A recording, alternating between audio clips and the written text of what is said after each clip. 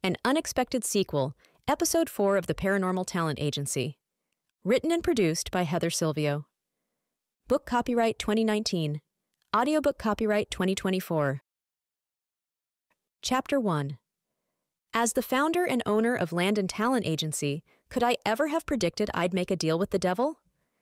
Okay, technically, Barbara Nolman was a low-level demon, but still, I'd agreed to do the demon's bidding, and if I wasn't yet entirely sorry for having made that deal, I definitely had regrets. Now I sat in the overstuffed leather chair opposite the councilwoman, my hands clasped in my lap, eyes downcast like I'd been called to the principal's office. Though, in a way, that was true. "Robin, this has worked out perfectly," Barbara said. She stood at the window overlooking Main Street, immobile, her brown hair swept back in a tight bun. She returned to her chair behind the imposing solid wood desk and sat, her hands resting on its surface, talon-like fingernails displayed. The effect worked. I swallowed audibly, and Barbara chuckled. "You really wanted the supernatural underworld to be exposed?" I asked. A few months ago, a local pain-in-the-butt reporter revealed a crazy genie to be a serial killer, and then outed the lot of us. Barbara smiled, her small, sharp teeth drawing attention. "Yes, I did. I foresaw the path to my success. It included the exposure," she explained, tapping her manicured talons against the fine wood grain.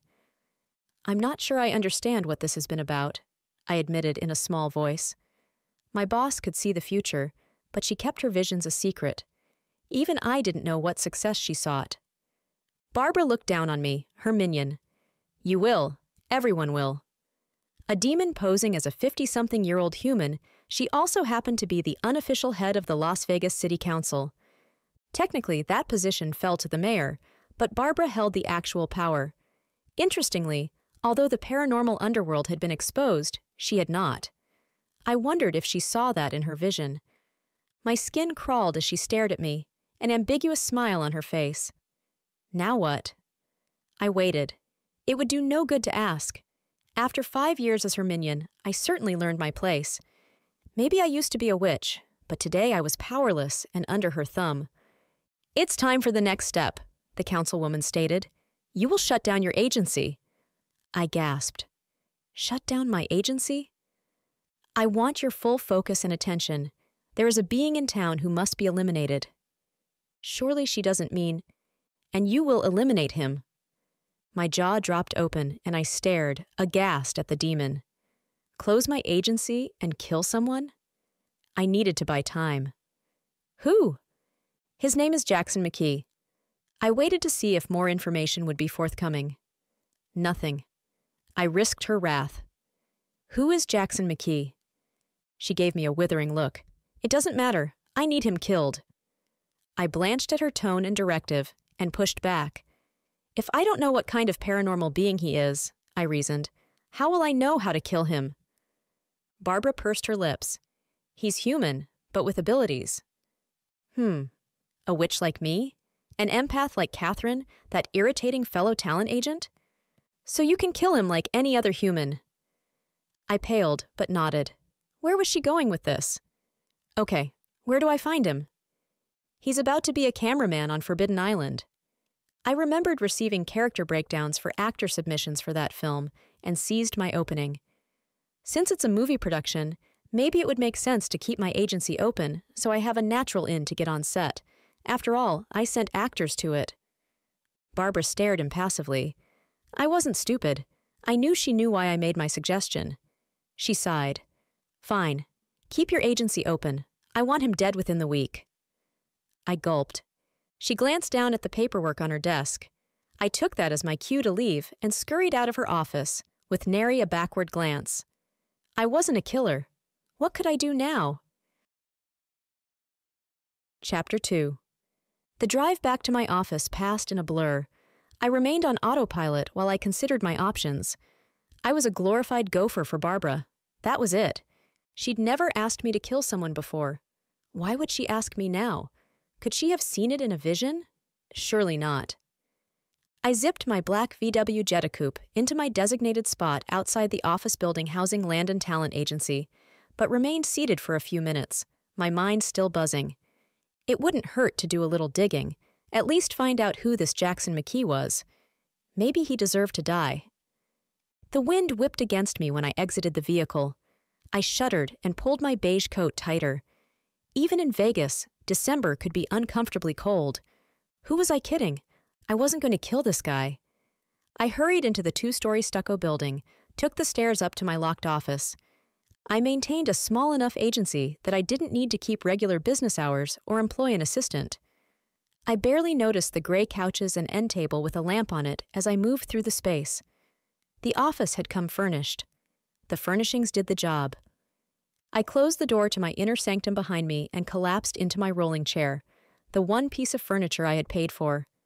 My butt needed to be comfortable. My laptop quietly booted up, and I found my eye drawn to the only personal touch I'd added to my office. A picture of my childhood cat, Patches, his scraggly image in the frame I'd designed. The black, white, and orange stray had shown up one day and stayed with me for years, vanishing after the accident. I ran my finger along the edge of the wood. The painted images of blue waves, red flames, green trees, and white clouds represented the Earth's magical elements. With a frown, I yanked my finger back, slammed that line of thinking to a halt, and focused on my purpose. A niggling thought at the back of my mind told me Forbidden Island would begin filming tonight, but I wanted to confirm that. And the location. This might be one of those rare occasions when an agent visited a set. If Jackson McKee was a cameraman on the movie, unless he was shooting B-roll elsewhere, he would be there. I sighed when I called up the production information. Mia Finn was producing. She wasn't a bad person. Well, Nixie, actually, a water spirit, but we just didn't get along. To be honest, I didn't get along with anybody in this town. Yet another drawback of being tied to a demon. I shrugged. It was what it was. Although I was beginning to wonder if I could change that. The cast list drew my focus. I groaned. Besides my actors, the Paranormal Talent Agency represented several others.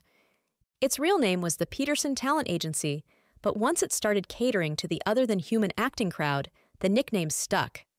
I saw Catherine's boyfriend, Alex the half-incubus, on the list, as well as Evie, the vampire, and her human boyfriend, Ryan. The possibility of running into any of them didn't thrill me. Barbara had sent me to cross paths with them enough in the past. I distinctly remembered the time Evie outed me as a demon's minion to Catherine, such a sarcastic vampire.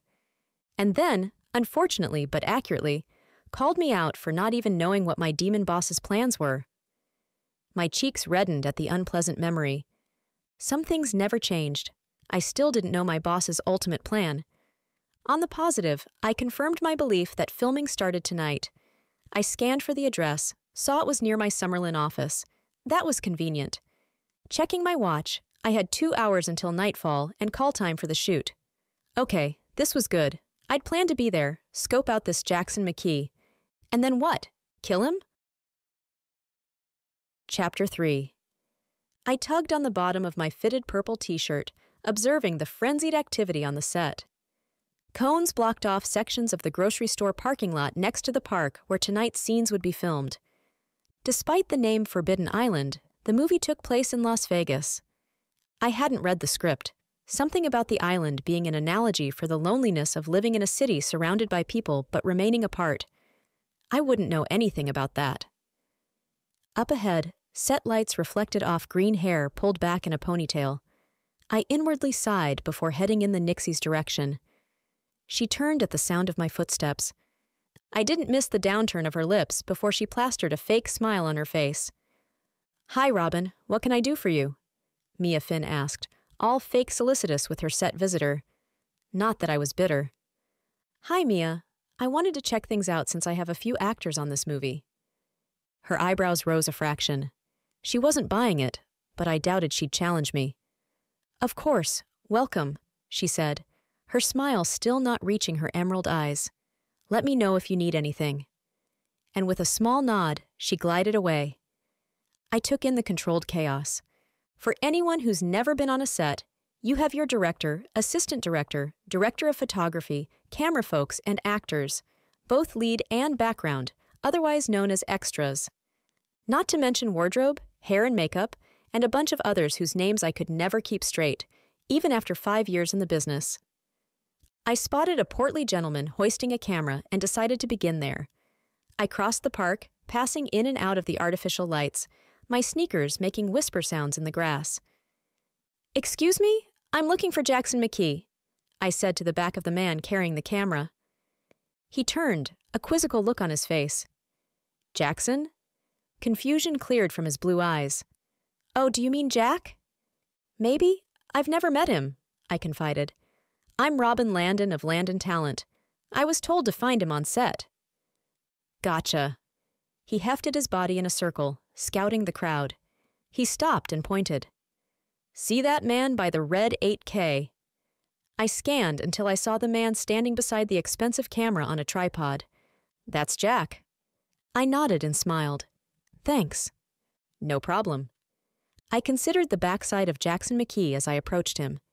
He had close-cut brown hair and wore an Imagine Dragons t-shirt stretched tight across well-defined muscles, over jeans molded to a very fine backside indeed. Heat suffused my face. Not good, thinking naughty thoughts about the man I was supposed to kill.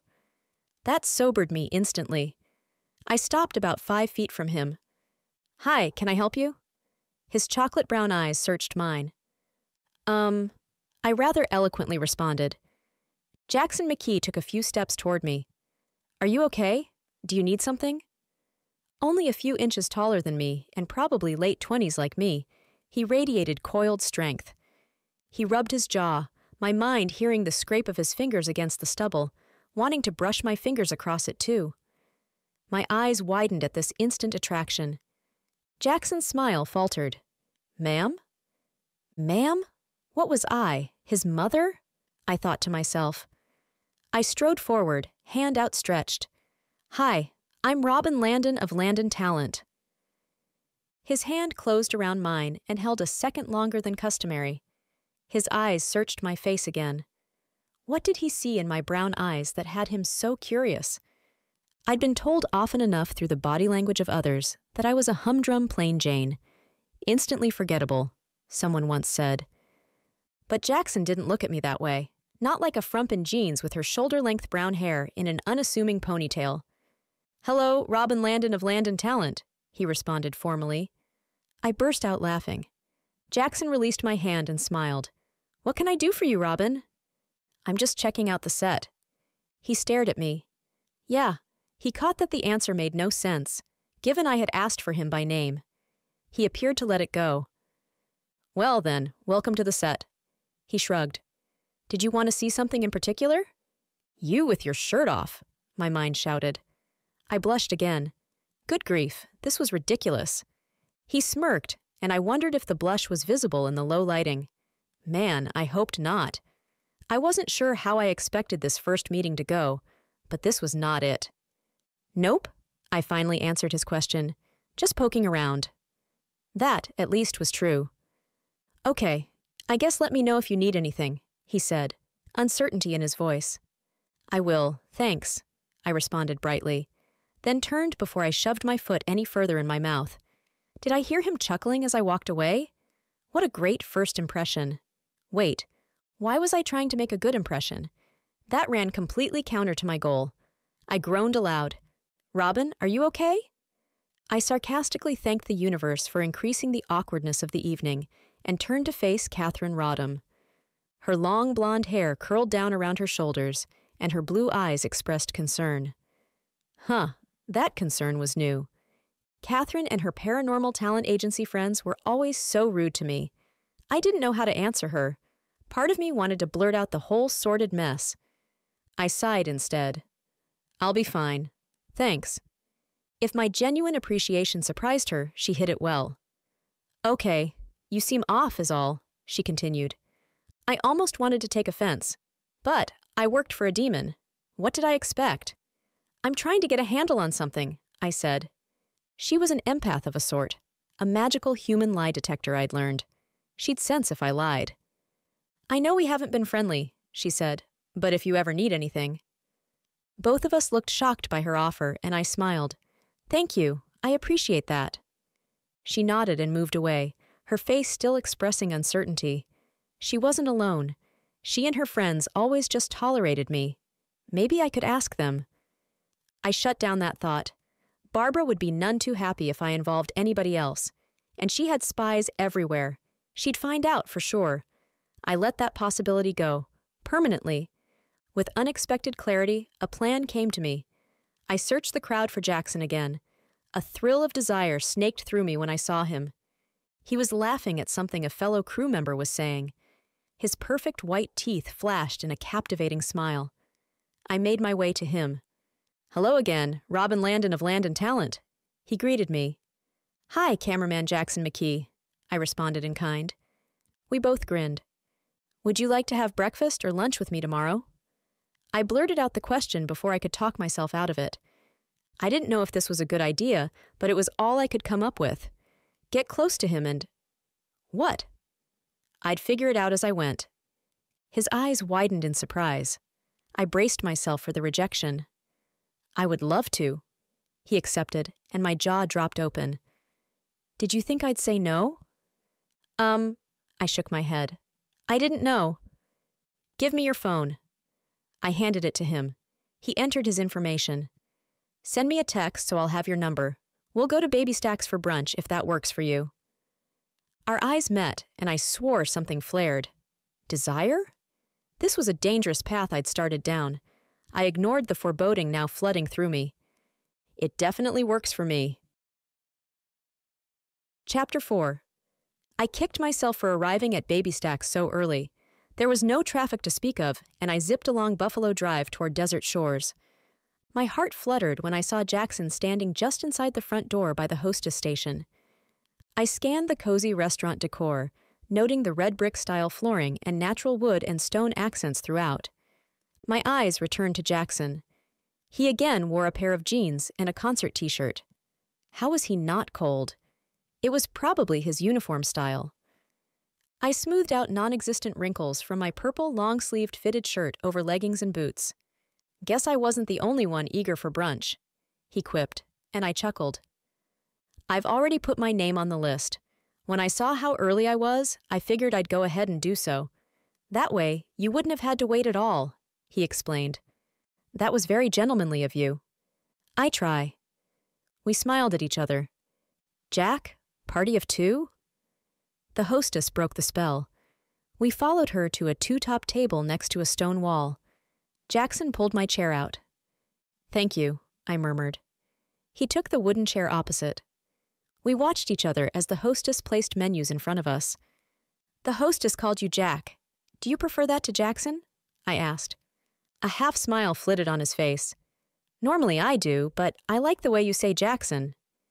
"You do?" I asked with a flirty smile back. "I do." His voice sounded huskier. "Okay then, Jackson." We stared at each other. I rubbed my lips together. His eyes followed the movement with interest. Okay then, indeed. I opened up the menu. "Have you been here before?" Jackson asked. "I haven't. I assume you have since you picked it." "I have, but it's been a while. The pancakes are awesome, as you'd expect by the name." "I'll have to try some." After that scintillating exchange, the conversation lulled while we perused the menu and surreptitiously checked the other out. He still had his 5 o'clock shadow. It worked for him, highlighting the contours of his jawline and kissable lips. Kissable? I inwardly rolled my eyes.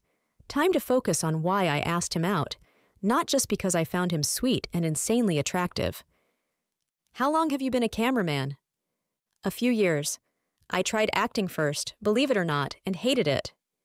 "You hated it?" "Turned out I didn't enjoy the audition process." "I don't think anybody does." "True. But I also didn't enjoy memorizing lines." My brow furrowed. "Why did you want to be an actor at all then?" He laughed, low and sexy. "I didn't, to be honest. A photographer told me I had the look for it, and I thought it might be fun." I echoed his laughter. "You definitely have the look," I said. An instant flush crept up my neck. He quirked an eyebrow. "I'm a talent agent. It's my job to notice." He nodded, but the twinkle in his eyes told me he didn't buy my explanation. "It's too tough a business if you aren't committed," I added. "Exactly." I did, however, discover that I enjoyed watching the cameramen. So I took some classes, did some student films, and voila, now I'm a full-time cameraman. What about you? How long have you been a talent agent? He asked. My smile fell, and I swallowed past the lump in my throat. How to explain that I got my agency by signing a pact with a demon? Hey, it's okay, he said with concern, reaching to take one of my hands in his. We're just getting to know each other. If it's not something you want to talk about... I rolled my eyes, tried to laugh off the awkwardness. That's a long, boring story. I pulled my hand from his when the waitress appeared to take our order. His eyes stayed on me as I purposefully kept my own on the waitress. She took the order and departed. I dropped my gaze to my lap. I needed to get this conversation back on track. Tell me about the others on set. Jackson took my conversational redirect in stride and regaled me with his histories with various members of the crew. Slowly, the conversation became loose and fun. So, of course, I realized it was time to make it weird again. I needed to remember my goal. Do you know Barbara Nolman? The councilwoman? Yes, that's her. He shrugged. I know of her. I've seen her on Entertainment Daily, but I've never met her. He tilted his head. Why do you ask? Are you sure? Yes. Why? He frowned slightly. I needed to say something, but my thoughts swirled in consternation. Why would Barbara want him dead if he had never met her? Could he have done something he wasn't aware of? Why do you ask if I know the councilwoman? I decided to provide part of the truth. I sometimes do work for her, I started vaguely. Anyway, she mentioned you the other day. Understanding dawned in his eyes, but there was an undercurrent of something unreadable. He knew more than he was saying. I'd bet money on it. That's why you were checking me out on set? He asked. I wasn't checking you out, I disagreed. He grinned. Okay, I was checking you out, but you were checking me out too, I reminded him. He laughed. Yes, I was. I freely admit that. Why? The question slipped out before I could stop it. Ugh, that sounded pathetic. Again, the inscrutable expression, though his face quickly smoothed out. There's something about you, Robin. My jaw dropped open and I snapped it shut. This hunk of a man thought there was something about shy, unassuming me? That blew my mind. Not that I had low self-esteem or anything, but I understood my strengths. Physical beauty wasn't one of them. I redirected the conversation back to safer ground, and the rest of the breakfast passed as expected. For the life of me, I could not understand why Barbara wanted this man dead. When Jackson walked me to my car and hugged me goodbye, promising to call, I made my mind up. I would challenge the demon. Chapter 5. What did you just say? Barbara Nolman's icy tone clashed with her fiery eyes. Did I smell brimstone? I clamped down on my overactive imagination, ignored the acid burning a hole in my stomach. I lifted my chin and met her hard stare. You heard me. The calm in my voice amazed me. I willed my poker face to stay in place. Unless you can give me a good answer to why you want Jackson McKee dead, I refuse to kill him. The demon's red eyes slowly returned to their normal obsidian. Fathomless black holes, I sometimes thought. I withstood the urge to shudder. Barbara smiled, her small, pointed teeth unnerving as always. She stood and leaned over her desk. You are not in a position to refuse, she responded, her reasonable tone belying the steel beneath. Yes, I am, I retorted. What's the worst you can do? Barbara lifted a single eyebrow. My cheeks reddened. Well, yeah, she could probably damn me to hell for all eternity. I shook my head. It doesn't matter, I insisted. I'm not a killer. She retook her seat, the fabric of her pants whispering as she crossed her legs with deliberate slowness. Now I'm confused. Either you aren't willing to kill him at all, or you're only willing to kill him for a good reason. Which is it? Her saccharine tone chilled me. He doesn't even know you, I redirected. None of this makes any sense. Barbara sighed, startling me. Fine. Really? Not that I owe you an explanation, she continued, but my visions showed me that his death is necessary. For what? For me to achieve my goal. What goal? I couldn't believe how belligerent and demanding I was being. Did I have a death wish this morning? That is not information I plan on sharing. Barbara stared placidly at me, waiting for my response. I considered it for a half-minute, made a show of considering my options. That's not good enough. I took a deep, steadying breath, which did not go unnoticed by the demon, who sneered. It's not? Her tone remained light, but I didn't buy it. No, it's not. I refuse to kill anyone, for any reason. She tilted her head. That wasn't in our agreement, I added, hoping to find an end run around her demand. Are you sure, minion? I hesitated. No, I wasn't sure. I had been in such a low place when I made the deal. I didn't remember much about what I had signed in blood. That was bad, right? I gather from your silence that you realize the folly of refusing? Goosebumps rose on my arms. I opened my mouth. How much longer would I live after uttering this next phrase? I do, and I choose to do so anyway. I refuse to kill anyone. Do what you will. I felt defeated and yet free. She might smite me down, or something like that, but at least I would leave this world not a killer. I gripped the sides of the chair, feared how much it would hurt. Okay, Barbara responded with a nod. You won't kill him. That rendered me speechless. I released my death grip and tried a small smile. Thank you? You may leave now, she said, her black eyes flat. I darted from the room, pleased, but wary. The smarter part of me understood I missed something important. I had to have. There was no way the demon would allow me to defy her like that. Chapter 6. An invitation the next day from Jackson almost distracted me from my terrified waiting for the other shoe to drop feeling. Almost. He had texted with a late invite to dinner. Although he apologized for the last-minute text, I understood the unpredictability of a movie shoot. I stood now before the full-length mirror hanging on the back of my closet door, evaluating my outfit choice. The weather was mild for December, and I thought I could get away with wearing a long-sleeve shirt dress over leggings without a jacket. I kept my hair in its serviceable ponytail and skipped makeup. He seemed to like me for me, so I wasn't going to mess with that. A quick check of my watch told me he would arrive soon. Sure enough, the doorbell chimed, and I crossed the stone floor from the bedroom through the living room. My breath caught in my throat when I opened the front door.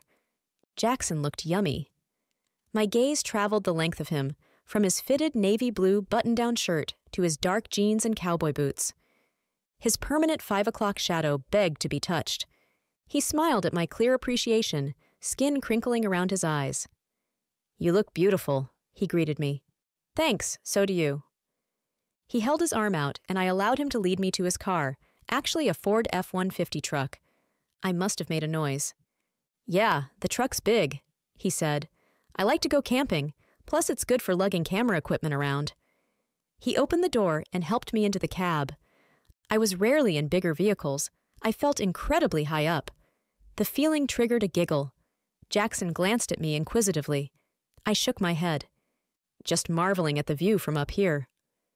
We drove the short bit on Southtown Center Drive and turned onto West Charleston Avenue, heading for Red Rock Casino. It was a great complex off-strip, including a movie theater and bowling alley. But we were headed to 8 Noodle Bar, an Asian fusion restaurant, for dinner. Busy for a weeknight, Jackson maneuvered his behemoth toward the back of a parking lot, near a parking lot light. The dark mountains rose in the distance beyond the casino. Jackson hurried around the front of the truck to open my door and help me down. Our eyes locked, and a thrill raced through me. Are you hungry? My jaw dropped at his double entendre. I failed to respond around the cotton balls in my mouth. He chuckled. I meant for food. Of course. At least right now, he teased. I threaded my arm through his. Before we took 2 steps, he tensed. I stole a glance at him, wondering what had changed. His eyes had a glassy, faraway look. He slammed to a halt, causing me to stumble. He remained silent. With small movements, he assessed our surroundings. Anxiety fluttered in my chest. Jackson? What's wrong? He didn't respond. I looked around, trying to identify the source of his concern. Nothing jumped out. Parked cars. A few people approaching the casino in the distance. Everything seemed normal. You know how they say, in times of stress, things move fast yet slow. Turned out that was accurate. I glanced up at the parking lot light illuminating us. A loud pop broke the silence. Jackson threw me to the ground, his body shielding mine. A dome of glowing light shimmered like a force field around us. Glass shards from the light fixture bounced off the air above us. The lighting unit itself followed. I uttered a choked scream and flung my hands over my head, but the unit bounced harmlessly off the shimmering light and crashed to the ground beside where we huddled. My brain struggled to process what happened. That falling light could have killed us, probably should have. How did we not get hit? What was that weird shimmering light surrounding us? Jackson shot to his feet, pulling me with him. He seemed satisfied by whatever he saw when he stared into the darkness before hurrying to the truck. He yanked open my door. "Get in," he ordered, before running around to his side of the truck. The tires squealed when he backed up. We roared through the lot. Once on Charleston, I risked speaking. "What happened back there?" The silence stretched, and I wondered if he would answer. "Someone tried to hurt us," he answered. "That wasn't just an accident?" He glanced at me, worry etched across his face. "No." Chapter 7. "How do you know?" I asked. Jackson turned the truck onto Southtown Center Drive. I felt an energy change. "What do you mean?" "Someone caused that light to fall." Acid pooled in my belly. Someone tried to kill us? Barbara's flat smile and obsidian eyes flashed in my mind. "Who would do that?" I asked instead. "Someone with telekinesis." "Telekinesis? You mean someone moved the light with their mind?" "Yes." "A witch?" I squeaked the question, unsure how he'd respond. He glanced at me again, expression unreadable. "Maybe." "Did you keep the light from hitting us?" He entered the code to open my small community security gate. "Yes," he answered. We watched the security arm rise. "Are you a witch?" I asked. Even though the overall supernatural underworld had been outed a few months ago, most supernatural beings still preferred not to announce their presence to the world. He kept his head straight, looking ahead, and not at me. "Yes." "You have telekinesis too?" He startled at that, and then nodded, understanding at what I was asking. "No, I have protection magic." "You created a personal shield for us?" We pulled into my driveway, and he killed the engine. He turned to face me. "Something like that," he said with a brief smile. "We need to get into the house and off the street." We exited the vehicle and hastened up the walkway to enter my single-story stucco home. Once I locked the door behind us, my racing heart rate calmed to closer to normal. "Would you like something to drink?" Jackson released a breath I hadn't realized he was holding.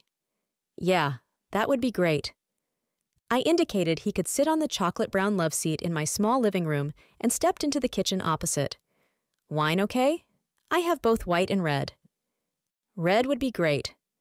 I poured us each a glass of Merlot. I could hear Jackson moving around. He was at the bay window overlooking the street when I returned to the living room.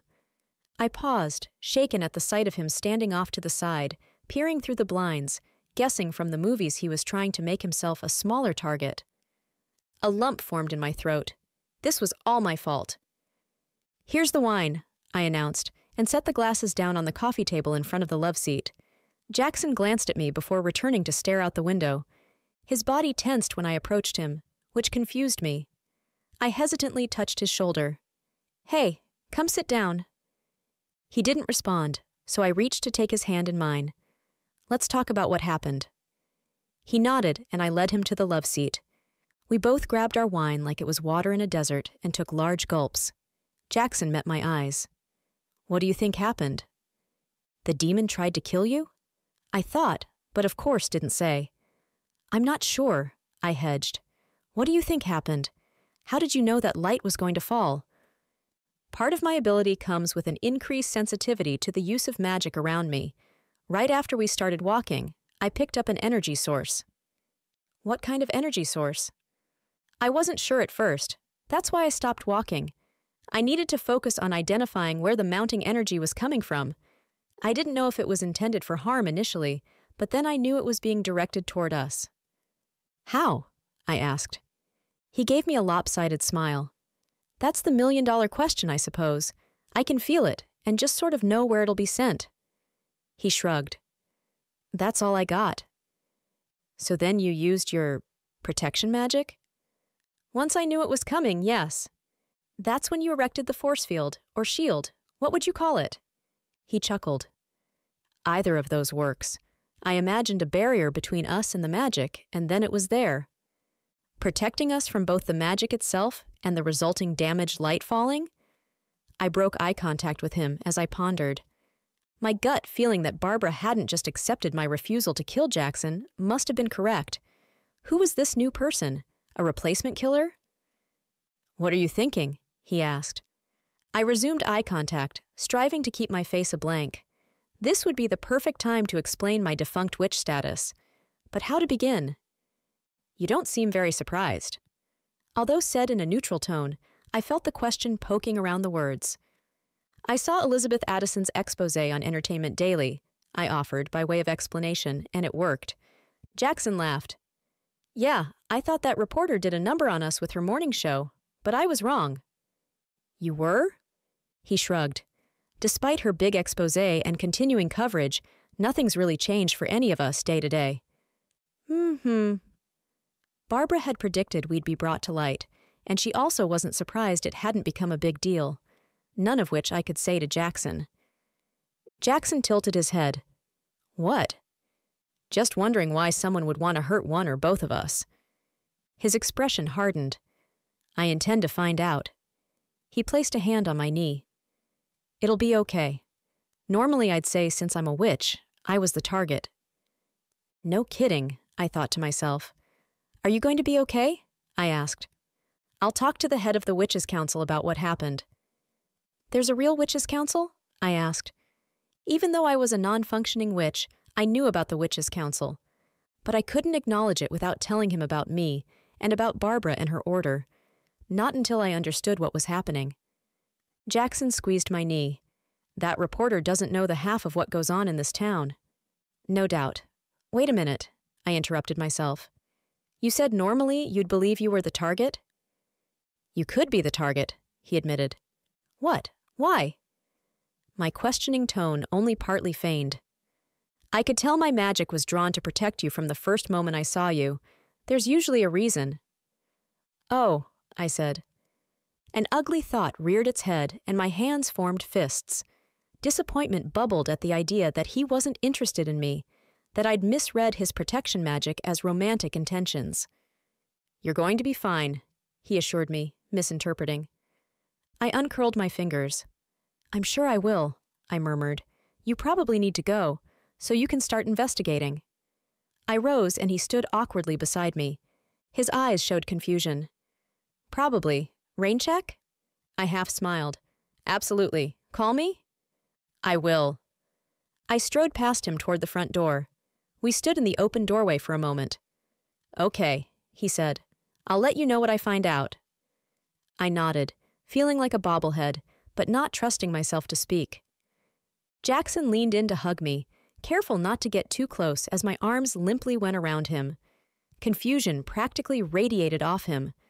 I couldn't blame him, but I couldn't banish that ugly thought.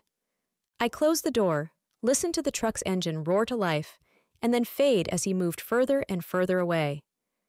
A single tear slid down my cheek, and I returned to the love seat, picked my wineglass back up.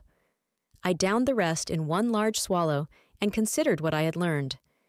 The ugly thought had told me the truth. Now I understood Jackson's interest. He had never been interested in me for me. It was his magic telling him I needed protection. I remembered our brief encounters. He sure seemed to be into me. Could I have misread his intent all along? I was so confused. Well, just like I told Jackson, investigation was the next step. I headed to the kitchen for more wine fortification. I'd need it if I was going to challenge the demon. Again. Chapter 8. The déjà vu was strong today. I sat before Barbara Nolman in her office, once again gripping the sides of the leather chair like my life depended on it. Light streamed through the window behind her, the warmth not penetrating the chill on my skin. Barbara stared at me, dark eyes revealing nothing. Her hair was pulled back in its typical severe bun, and her hands rested on her desk, waiting. I swallowed past the lump in my throat. It was now or never. "Did you hire someone else to kill Jackson?" Barbara blinked, then slowly smiled, the predator visible beneath the calm exterior. "To kill Jackson?" Her question as answer confused me. "Yes?" "Are you sure it was a single target?" Barbara's not-so-cryptic response floored me. "You were trying to kill us both?" Barbara held both hands up. "I did nothing to you. I wasn't there," she denied. "Be careful what accusations you throw around without proof, Miss Landon." "You hired a replacement killer?" My mind buzzed. She tried to kill us. In retrospect, I wasn't truly surprised. She already wanted Jackson dead. She merely added me for refusing to complete the job. Barbara shrugged. "I did nothing to you." "Are you saying it was just a coincidence?" "Choices have consequences." That was the closest I was likely to get to an admission that the demon tried to kill me. "Now what?" I voiced the biggest question rumbling around in my mind. Barbara remained quiet, her eyes focused over my shoulder, thinking. "We may be coming to the end of our relationship." "You're releasing me from my pact?" A cruel smile played on her lips. "That isn't what I said." "Oh." Her gaze drilled a hole through me. "We may be coming to the end of our relationship," she repeated. "Am I going to hell?" I whispered. Barbara shocked me by belly laughing. "Not yet." "Thank goodness." "What does this mean?" I asked. "You ask so many questions you already know the answer to." She flicked her hand toward the door. "Leave." I did. Knowing that Barbara had put a price on my head, the truth slammed home. This was much bigger than I could handle alone. I would need reinforcements. One name came to mind. I tried to come up with an alternative option during the drive back to my house. I parked my car in the driveway and rested my forehead on the steering wheel. Nothing. Nobody else I knew had any experience dealing with the supernatural, and Barbara specifically. I sighed. Once inside, I sat at the high-top kitchen table, running my hands along the smooth, dark wood surface. Delaying. I knew that. Placing this next call would be harder in some ways, even than challenging the demon. What if she refused to help? I placed my cell phone on the table in front of me, spinning it, straightening it up, fidgeting. I sighed again. Just get it over with. Unlike with Barbara, the worst she could do was say no. Before I could talk myself out of it, I snatched the phone up and made the call. "Catherine Rodham speaking." I found myself unable to respond to the voice of the talent agent on the other end. "Hello? Is someone there?" "Catherine," I croaked out, crickets on her end. "Catherine? Robin, is that you?" Disgust curled around each syllable. "I need your help." Crickets again. Oh, good grief. This was like sticks under my fingernails. "Please." I closed my eyes. A small sigh, and then she offered a ray of hope. "How can I help?" Chapter 9. Despite her reluctance, Catherine was true to her word. She sat with her Paranormal Talent Agency friends in a private booth at the back of Supernaturale. A werepanther from Italy owned the hole-in-the-wall Paranormal Cafe, hence the name, Italian for supernatural.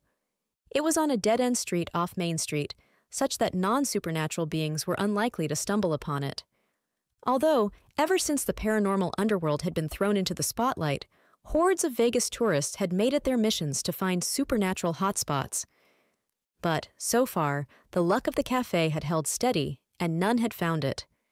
I could count on one hand the number of times I'd gone. Being a demon's minion meant I was not exactly welcome. A few patrons glared at me when I stepped into the cafe out of the cool evening. Vampires had pushed 2 tables together. Their fangs descended halfway, and 4 sets of eyes stared at me like I was now on the menu. I swore I heard growls from where 2 werewolves with amber eyes sat at a table farther inside. When I saw 2 older witches whisper a possible incantation in my direction, it confirmed my undesirability. But I guessed it was true about having connected friends. Nobody approached me or challenged me. Even the owner, the hunky-were panther, Antonio de Mayo, simply observed me dispassionately, chocolate-brown eyes hooded. I passed the scattered formica-covered two-top tables, avoiding eye contact and focusing on the gilt-framed canvases depicting lovely pastoral scenes from Italy.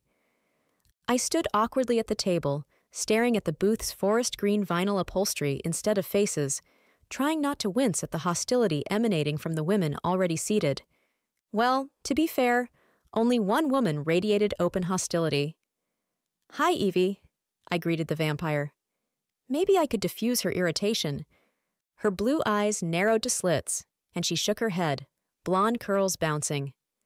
Turned in the 1920s, Evie Jones was now an actress who kept that signature style. "Please sit, Robin," Mia Finn said kindly.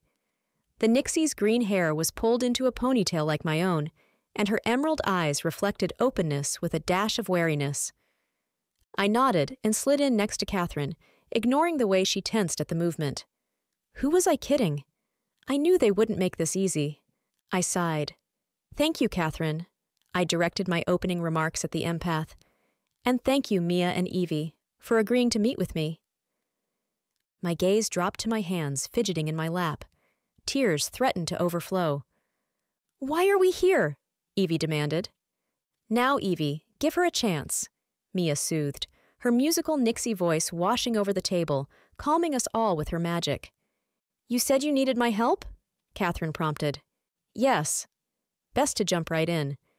"You know me as Barbara Nolman's minion, the demon's minion. And that's true. I made a deal with the demon in the past." How much to tell them? I wondered. My mouth chose not to form the words, "I am a witch." Instead, I said, "I've mostly been her gopher, as you have pointed out before." For the first time, though, she asked something of me that I refused to do. "I didn't think there was anything off-limits for a minion," Evie said. My cheeks reddened. "It's never come up before." Evie shrugged. "You reap what you sow." "I know, and I would understand if you didn't want to help me." "Gee, I'm glad you're so understanding," Evie said. "Evie," Catherine said. "What? Why are we sitting here like we don't have history with this minion?" Evie sat forward, pointed a finger at me. "You've always been a lackey. Why would we want to help you with the problem you're having with your demon?" she finished. "Since you're here, I assumed—" I stopped and looked around the table. 2 sets of hooded eyes and 1 vampire set still narrowed in suspicion. "What does she want you to do?" Catherine asked. We hadn't discussed the specifics when I called her. She'd preferred to wait and include the ladies in the conversation. "She wants me to kill someone." Catherine and Mia gasped. "Why am I not surprised?" Evie said. "Who does she want you to kill?" Mia asked. "Jackson McKee." At their blank expressions, I explained, "He's a cameraman on Forbidden Island." "Did she tell you why she wants him dead?" Catherine asked. I shook my head. "She didn't, except that it would help her achieve her goal, and before you ask, she wouldn't tell me her goal." Catherine tapped her fingers on the tabletop. "Anything else?" I bit my lower lip. What I was about to say was Jackson's secret to disclose, but he would surely understand I was trying to save his life. "He's a witch." The ladies didn't even appear shocked. "He must be some kind of threat to her," Evie guessed. "I don't think so. His magic is protection magic." "How do you know that?" Catherine asked. An image of a lighting fixture falling toward my head flashed in my mind, and ribbons of anxiety snaked through me. Barbara tried to kill us. Jackson used his magic to prevent it. Again, the gasps of surprise, Evie included this time. "Because you refused to kill him?" she asked. Was that respect I saw in her eyes? Would wonders never cease? I nodded. "And she got someone else to do the job?" Evie asked, her disgust now aimed at the demon. I nodded again. "How can we help?" Mia asked. "I'm not sure. I'd like to find and stop this replacement killer." I looked around for water, realized none had been ordered. "I think it's unrealistic to also stop Barbara, but—" I exhaled in a rush. "I'd like to at least break the pact before she sends me to hell." Catherine gently placed her hand on my arm. "We'll do whatever we can." She looked at the other 2. Right, ladies? Absolutely, Mia responded. Evie quirked an eyebrow, then sighed. Yeah, I'm in too. Relief surged through me. Thank you all so much. Tears threatened again. I don't know what to say. Catherine frowned. Why isn't Jackson here, since he's part of the supernatural world and he's the target? I'm trying to protect him. I hedged my response. The less he knows, the better. That's it? Catherine pressed. I had no doubt her magical lie detector was pinging at the incompleteness of my answer. I'd just rather he stays away from this as much as possible, I demurred. Catherine stared at me for a beat. I could practically see her mind file my non-answer for future consideration. Let's brainstorm. What should be our first step? I would think we need to convince Barbara to cancel the second killer, Evie offered with a slight lift of her right shoulder. That's not a bad idea, Mia agreed. Thoughts on how? Catherine asked. My heart filled with hope as I watched these three women figuring out how to save my life. I could see a faint light at the end of that tunnel everyone talked about. Soon we had a plan. The first step? Heading back into the lion's den, or rather, the demon's office, again. Chapter 10. I sat in the all-too-familiar leather chair in Barbara's office. The day that I wouldn't have to sit here could not come soon enough. She looked up from her desk. We need to stop meeting like this. Was that a joke? I thought to myself. Thrown for a moment, I didn't respond. The demon rolled her eyes. What can I do for you, Miss Landon? Lying to the non-supernatural was easy. My years in foster care had honed that ability. Supernatural folks, well, I never knew what magical abilities they possessed. I've changed my mind. I tensed, waiting for her response. A single eyebrow raised. About what? Handling that problem we discussed. My skin crawled as her gaze bore into me. To what exactly are you referring? I learned my lesson and will do your bidding as agreed. My chin dropped a fraction, like the obedient minion I desperately needed to convince her I still was. I will kill Jackson McKee. I flinched from an imagined attack response, and Barbara smirked. This was going swimmingly. Will you now? Yes. Wonderful. I breathed a small sigh of relief. I truly hope you succeed first. Wait. What? I thought. First? I asked instead. When we initially discussed this problem, I gave you a week to solve it, she began. When you then expressed concern a day later about being able to do so, I contracted out with a different problem solver. Another 2 days have passed. That leaves 3 remaining, she added, like I was a child who couldn't do basic math. She shrugged. Whoever gets the job done first. Thoughts swirled in my mind. She watched me. She was waiting to see if I would beg. After 5 years, I recognized the futility of that. I controlled my rising panic. The first part of the plan had gone down in flames. On to the next. I understand, I responded. Toward that, I decided to go with unconventional resources. Barbara sat back in her chair, hands folded in front of her. I approached Catherine Rodham of the Paranormal Talent Agency. Another eye roll. Barbara was in rare form today. I know who she is. I stared straight into her obsidian eyes. Please don't turn red, I willed silently. I've told them I'm acting against you, to secure their assistance with solving the problem. This was such a huge risk. The women and I had decided I should stay with one of them or Jackson at all times until this resolved, to remain safe. Being upfront in this way, while baldly lying, had been my idea. She bristled, then smoothed out her features. Interesting. That was it? Thank you? I know they hate me, she said. No doubt they were only too happy to sign on to get back at me. I trust you have a plan that benefits from their assistance. She held up a hand to stop me from responding. That was a rhetorical statement. I don't actually care. Her stare glued me to my chair. We'll see within 3 days, won't we? Barbara stood. My eyes, of their own volition, furtively checked to learn if today was the day I'd finally glimpse the demon's tail. It wasn't. I bit down hard on the side of my cheek to keep a crazed giggle from escaping, as I didn't have a death wish. Honest. Do you want the good news first, or the bad news? I asked, without preamble. I hadn't even left the parking lot of the city council building before placing the call to Catherine. Good news, I guess. Barbara bought my story of you guys helping me as a way to stick it to her. Catherine's snort laughed. Of course she did. She knows we don't like or trust her. Hit me with the bad news. I ran my free hand around my steering wheel to delay. Robin? Are you still there? It's not that bad, is it? The first part of the plan was a complete bust. She gasped. You're not saying what I think you're saying? I nodded, though she couldn't see me. Yep. Barbara isn't calling off the second killer. Silence on the line. I waited it out.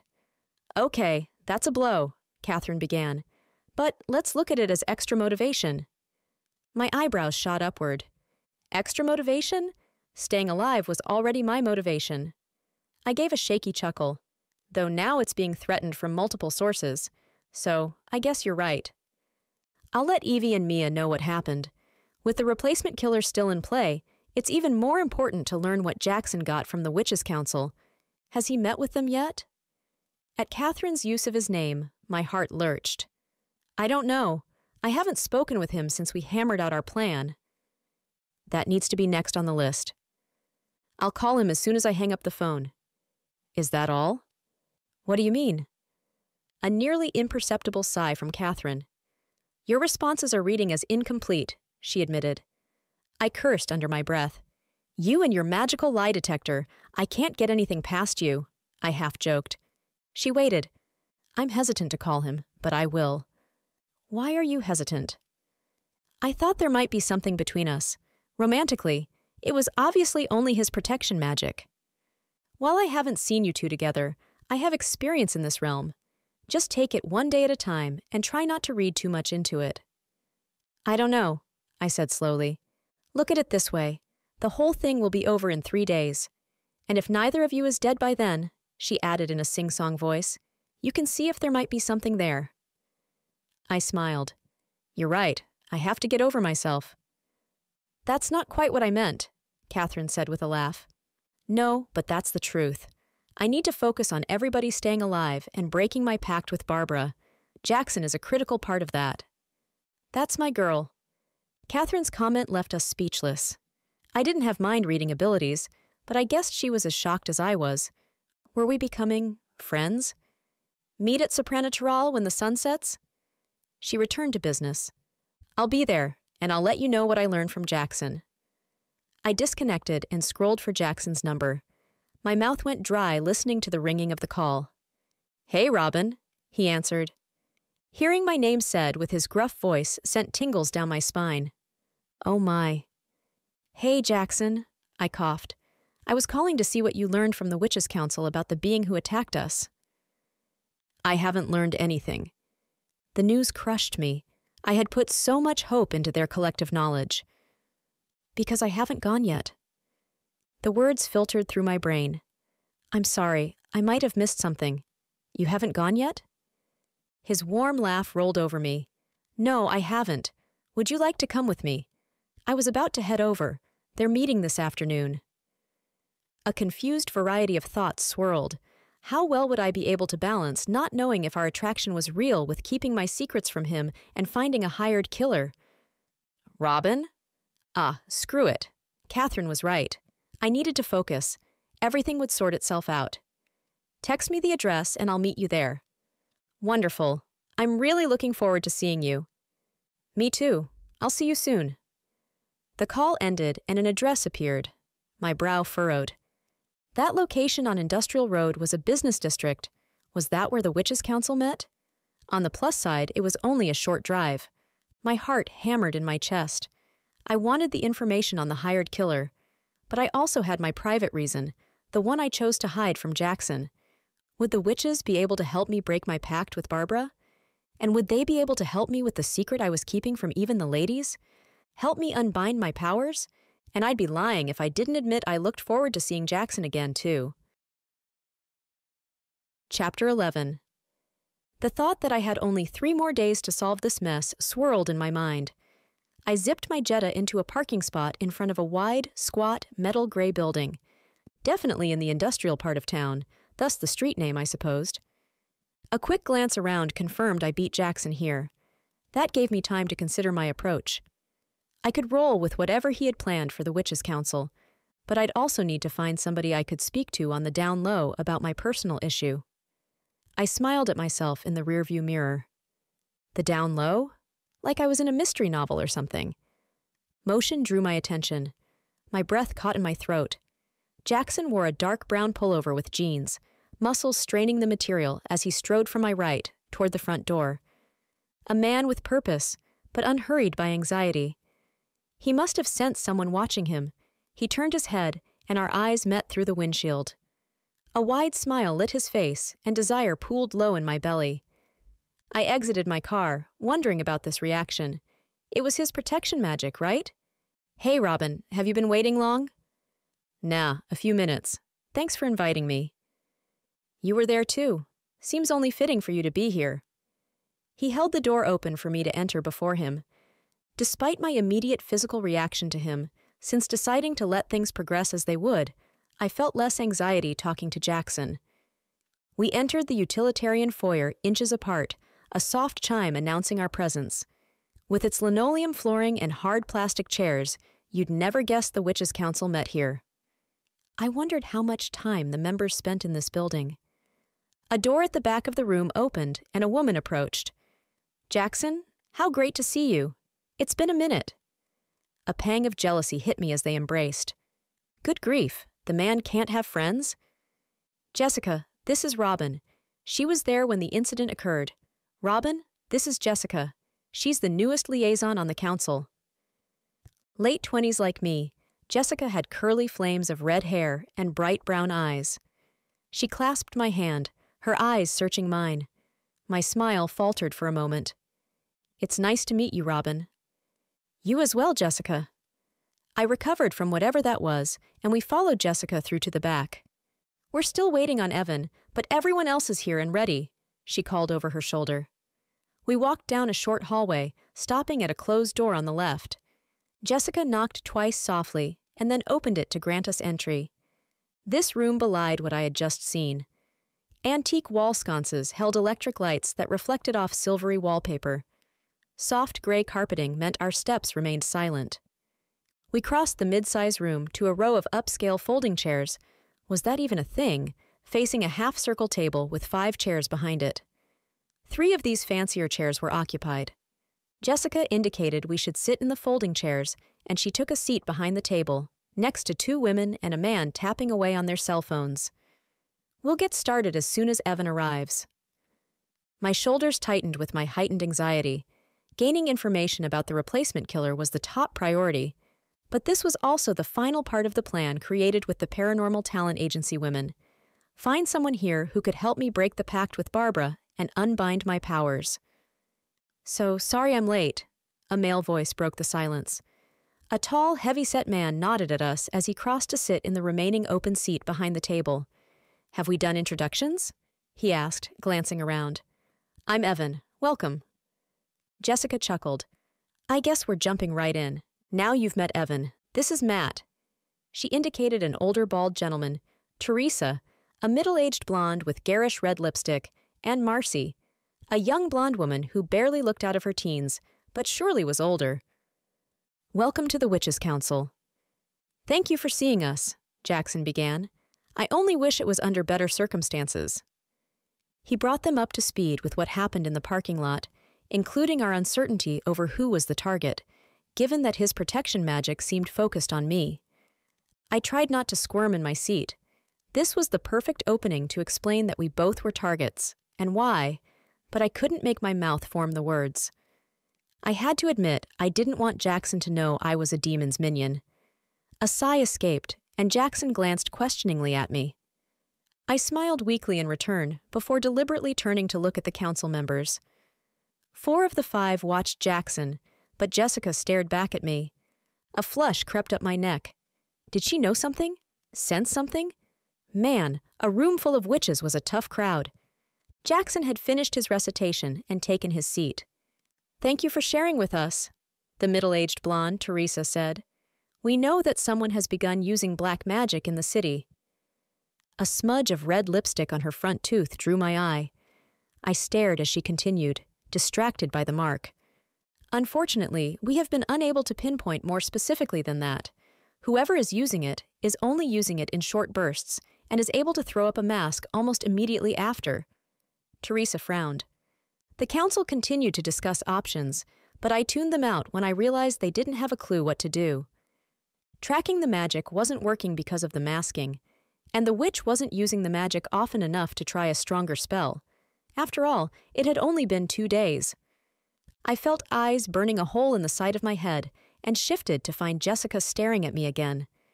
No animosity in her expression, just curiosity. I had hoped to speak with someone at the council without Jackson finding out. Based on her interest in me, Jessica became my first choice. The meeting ended with a pledge to continue attempting to track the dark magic user, along with Jackson's promise to keep them informed. A frisson of guilt snaked through me. I shook it off. Telling them about me wouldn't help them track the dark magic user any better. With the end of the meeting, Teresa, Evan, and Marcy said their goodbyes, but Matt approached Jackson. I started to join them, then noticed Jessica on the other side of the room. Now was my chance to talk with her alone. "You wanted to speak with me." She spoke first. A statement, not a question. Interesting. "Yes," I agreed with her non-question. Jessica waited, and when I did not continue, she did. "You're a witch." "How did you know?" "I can sense your magic." Shock coursed through me. "What do you mean?" "What kind of magic do you have?" "You can sense my magic even though it's bound?" I answered a question with a question. Her eyebrows furrowed in confusion. "Your magic is bound?" "Yes." She shook her head and peered closer at me. "It's muted, yes," she muttered. "Are you sure it's bound?" After my parents died, guilt flared and I stomped it down. I struggled with my magic, and then... Bile rose in my throat, and I reversed direction. After another incident in college, I dropped out. Jessica, shaking her head again, stopped my rambling. "I don't know," she said with a frown. "I need your help," I said. 5 years ago, I signed a pact with Barbara Nolman to be her minion. I'd like to break the pact and unbind my powers. Jessica frowned at the latter half of my request, but responded to the former. "Let me do some research into breaking pacts with a low-level demon like her, and I'll get back to you." "Thank you so much," I responded, the tension radiating through my shoulders dropping a notch. Someone familiar with the demon was on the case. It was only a matter of time. "What are you ladies talking about so intently?" Jackson's voice reached us before he did, and our mouths snapped shut. I gave a small shake of my head at Jessica, praying she would understand what I meant. "Just talking about magic," I answered. Jackson glanced between us. "I can come back if you're not finished yet," he offered, uncertain. "Nope, we're finished," I assured him, and turned to Jessica. "It was great meeting you." She leaned in for a goodbye hug, her mouth an inch from my ear. "Be careful," she whispered. Chapter 12. I bit back my disappointment that the Witches' Council hadn't been more helpful and focused on the group around me. We were at Supernatural, this time Jackson included. He had just finished filling in the ladies on what we learned. What little we had learned. "Too bad they didn't know more," Catherine spoke first, giving voice to my own thoughts. "At least we confirmed what we suspected, that there's somebody in town up to no good," Jackson countered. "If only we had a better idea of their goal." He frowned, and 3 pairs of eyes bored into me. Oops, I guess they were expecting me to tell him why he was a target. I sighed, and Jackson looked at me. The waitress chose that moment to check on us. I accepted the reprieve and thought about how to explain that I withheld information from him. The waitress walked away, and all eyes returned to me. "Did you learn something, Robin?" Jackson's innocent question broke the dam, and burning tears filled my eyes. "You were right about being the target. And you were right about me being the target," I said. "I don't understand." I haltingly explained Barbara wanting him dead for an unknown reason, my refusal to do so, and how she added me to the hit list. Jackson interrupted my spiel. "Why would she ask you to kill me?" The ladies exchanged glances before pointedly looking at me. I sidestepped. I've been her gopher for 5 years. She's never asked something like that of me. I have no idea why she did now. I waited to see if the women would contradict me, or out me. Thankfully, they didn't. Jackson, however, still looked lost even with my explanation. No surprise there. It made little sense without the important fact of my minion status. I just couldn't bring myself to say that to him. Of course, now she believes I am going to kill you, I quipped. Jackson's jaw dropped with my statement, so I took the edge off with a crooked grin. Misdirection, Jackson, I promise. He laughed uneasily. We had hoped that if I told her I was back in line, that she would call off the replacement killer. Understanding dawned in Jackson's eyes. That makes more sense. Did it work? No. She turned it into a game for her amusement, I finished bitterly. Whoever kills you first, and the replacement killer still has me in his or her sights as well. That is unfortunate, he agreed. At least that explains one thing. What? Mia asked. Why my magic is drawn to protect Robin. It somehow sensed we were both targets that night. That's good. She'll have to stay with me for the next couple of days until this is over, Jackson insisted. Warmth flooded me. I had no objection to staying by his side. That sounds fine. Catherine smothered a chuckle, and I ignored the twinkle in her eye. What do we do now? Evie bluntly asked. If the Witches' Council has no ideas... My disappointment surged again. Not only because of the reminder of their lack of knowledge of the black magic user, but because I didn't get to finish my conversation with Jessica afterward. The witch's confusion about my magic status perplexed me. Was it possible that because I'd hidden it for years, and then had it bound for years, that it was distorted? That terrified me. What if my magic malfunctioned once we stopped Barbara and unbound it? I bounced my leg as I considered the alternatives. On the other hand, maybe the magic couldn't be read correctly while bound, and it'd be fine after? Man, I hoped so. I'd have to be patient until Jessica did her research into breaking the pact with Barbara. Earth to Robin. Catherine waved a hand in front of my face, and I blinked. Sorry, I was thinking. That much was obvious, Evie laughed. What's our next step? I looked around the table after asking the question. I'm working on set tomorrow, and I want Robin glued to my side. I bit my lower lip at Jackson's statement, and Mia grinned. I might be a great liar generally, but I sure wasn't hiding my affection for Jackson very well. That's a good idea from more than a protection standpoint, Catherine concurred. Since both of you are targets, this gives the replacement killer something to target. When the killer makes his or her move, hopefully we'll get more information on their identity, and more importantly, how to stop them. Blood drained from my face. Awesome, let's make us targets. Or to be more accurate, we were officially bait. Chapter 13. I really don't think it's necessary to stay at your house, I argued with Jackson. He had followed me back to my home, and we were standing in the kitchen.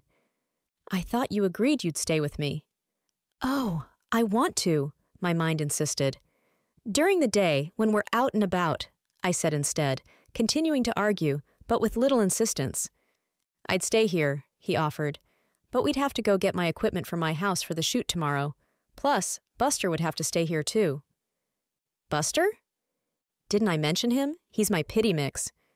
No, you didn't. I love dogs. See? He said with an arched eyebrow. It's just more logical to stay at my place. Wouldn't you feel bad if we left poor Buster on his own? I rolled my eyes. He had to know logic wasn't the issue. The thought of staying at Jackson's home. What would be the sleeping arrangements? As though reading my mind, he wolfishly smiled. I have a guest bedroom, if that's the concern. I flushed and rocked back on my heels. Cool, I stammered. That's good. Jackson brushed his knuckles against my jawline, sending waves of pleasure through me. If anything happened to you overnight, I'd never forgive myself. The desire in his eyes brought my confusion to the surface. This couldn't be his protection magic. Could it? Pack for tonight and tomorrow, please. I melted a little at his tone, hearing the genuine worry underneath. Okay, I relented. Let me throw stuff in a bag and we can get going. Excellent. This'll be fun, like a sleepover. I choked on a laugh. A sleepover? Got you to laugh, didn't it? We smiled goofily at each other. My smile dropped. Thanks. For what? For just being there. For being you. I'm glad I could be. For you. I couldn't believe we'd only met 2 days ago. I squeezed his upper arm, distracted for a moment by the rock-hard muscle underneath. Focus, I thought to myself. Give me a sec, I said. I dashed into the bedroom and flung open my closet door. I pulled out 2 long-sleeve t-shirts, another pair of jeans, and some undergarments. Sexy or plain? The question flashed in my mind. I shook my head and selected cotton undies. This wasn't a romantic getaway. He was protecting me from a demon who wanted us dead. I needed to remember that. My hand grabbed an extra set of lacy underthings. You know, just in case. I rolled my eyes at myself. After grabbing toiletries from the bathroom, I stood again before Jackson. Ready, I announced needlessly. He reached to slide the overnight bag off my arm. I've got this. Such a gentleman, thank you, I murmured. He winked in reply. I checked out his delicious backside for a moment before locking up my house and turning to follow him. He stowed my bag behind the front passenger seat and fired up the truck. I saw his continual scanning for danger as he backed out of the driveway and began the short drive to his home. When did you realize you were a witch? Or should I be quiet so you can concentrate? You know, on sensing the danger? Jackson chuckled. Now that I'm on alert, I can sense energy changes just fine while we chat. He fiddled with the heater, and I wondered if he didn't want to talk about his paranormal history. My parents knew I was a witch before I did. Wow, really? How? My father is a witch, and the abilities pass on the father's side in my family, so he knew what to watch for. There are signs. Would things have been different if I'd had that? I refused to start down that path, so I refocused on Jackson. What kind of signs? Mostly he watched for energy changes around me. Just like I can sense energy changes that signal the presence of magic, so can my dad. He trained me to control my magic once it manifested at puberty. That's so cool. And I genuinely felt that way, though the roiling in my stomach confirmed some mixed feelings. Where are your parents now? They are traveling the world and very happy. I could hear the smile in his voice as I stared out the windshield. How I wished I could have had that. Neither of my parents had been witches. They didn't know to watch for what had been happening to me. Everything okay? Jackson asked. Why wouldn't it be? Something seems off, he said. Do you sense energy changes like before? Is this killer nearby? I asked.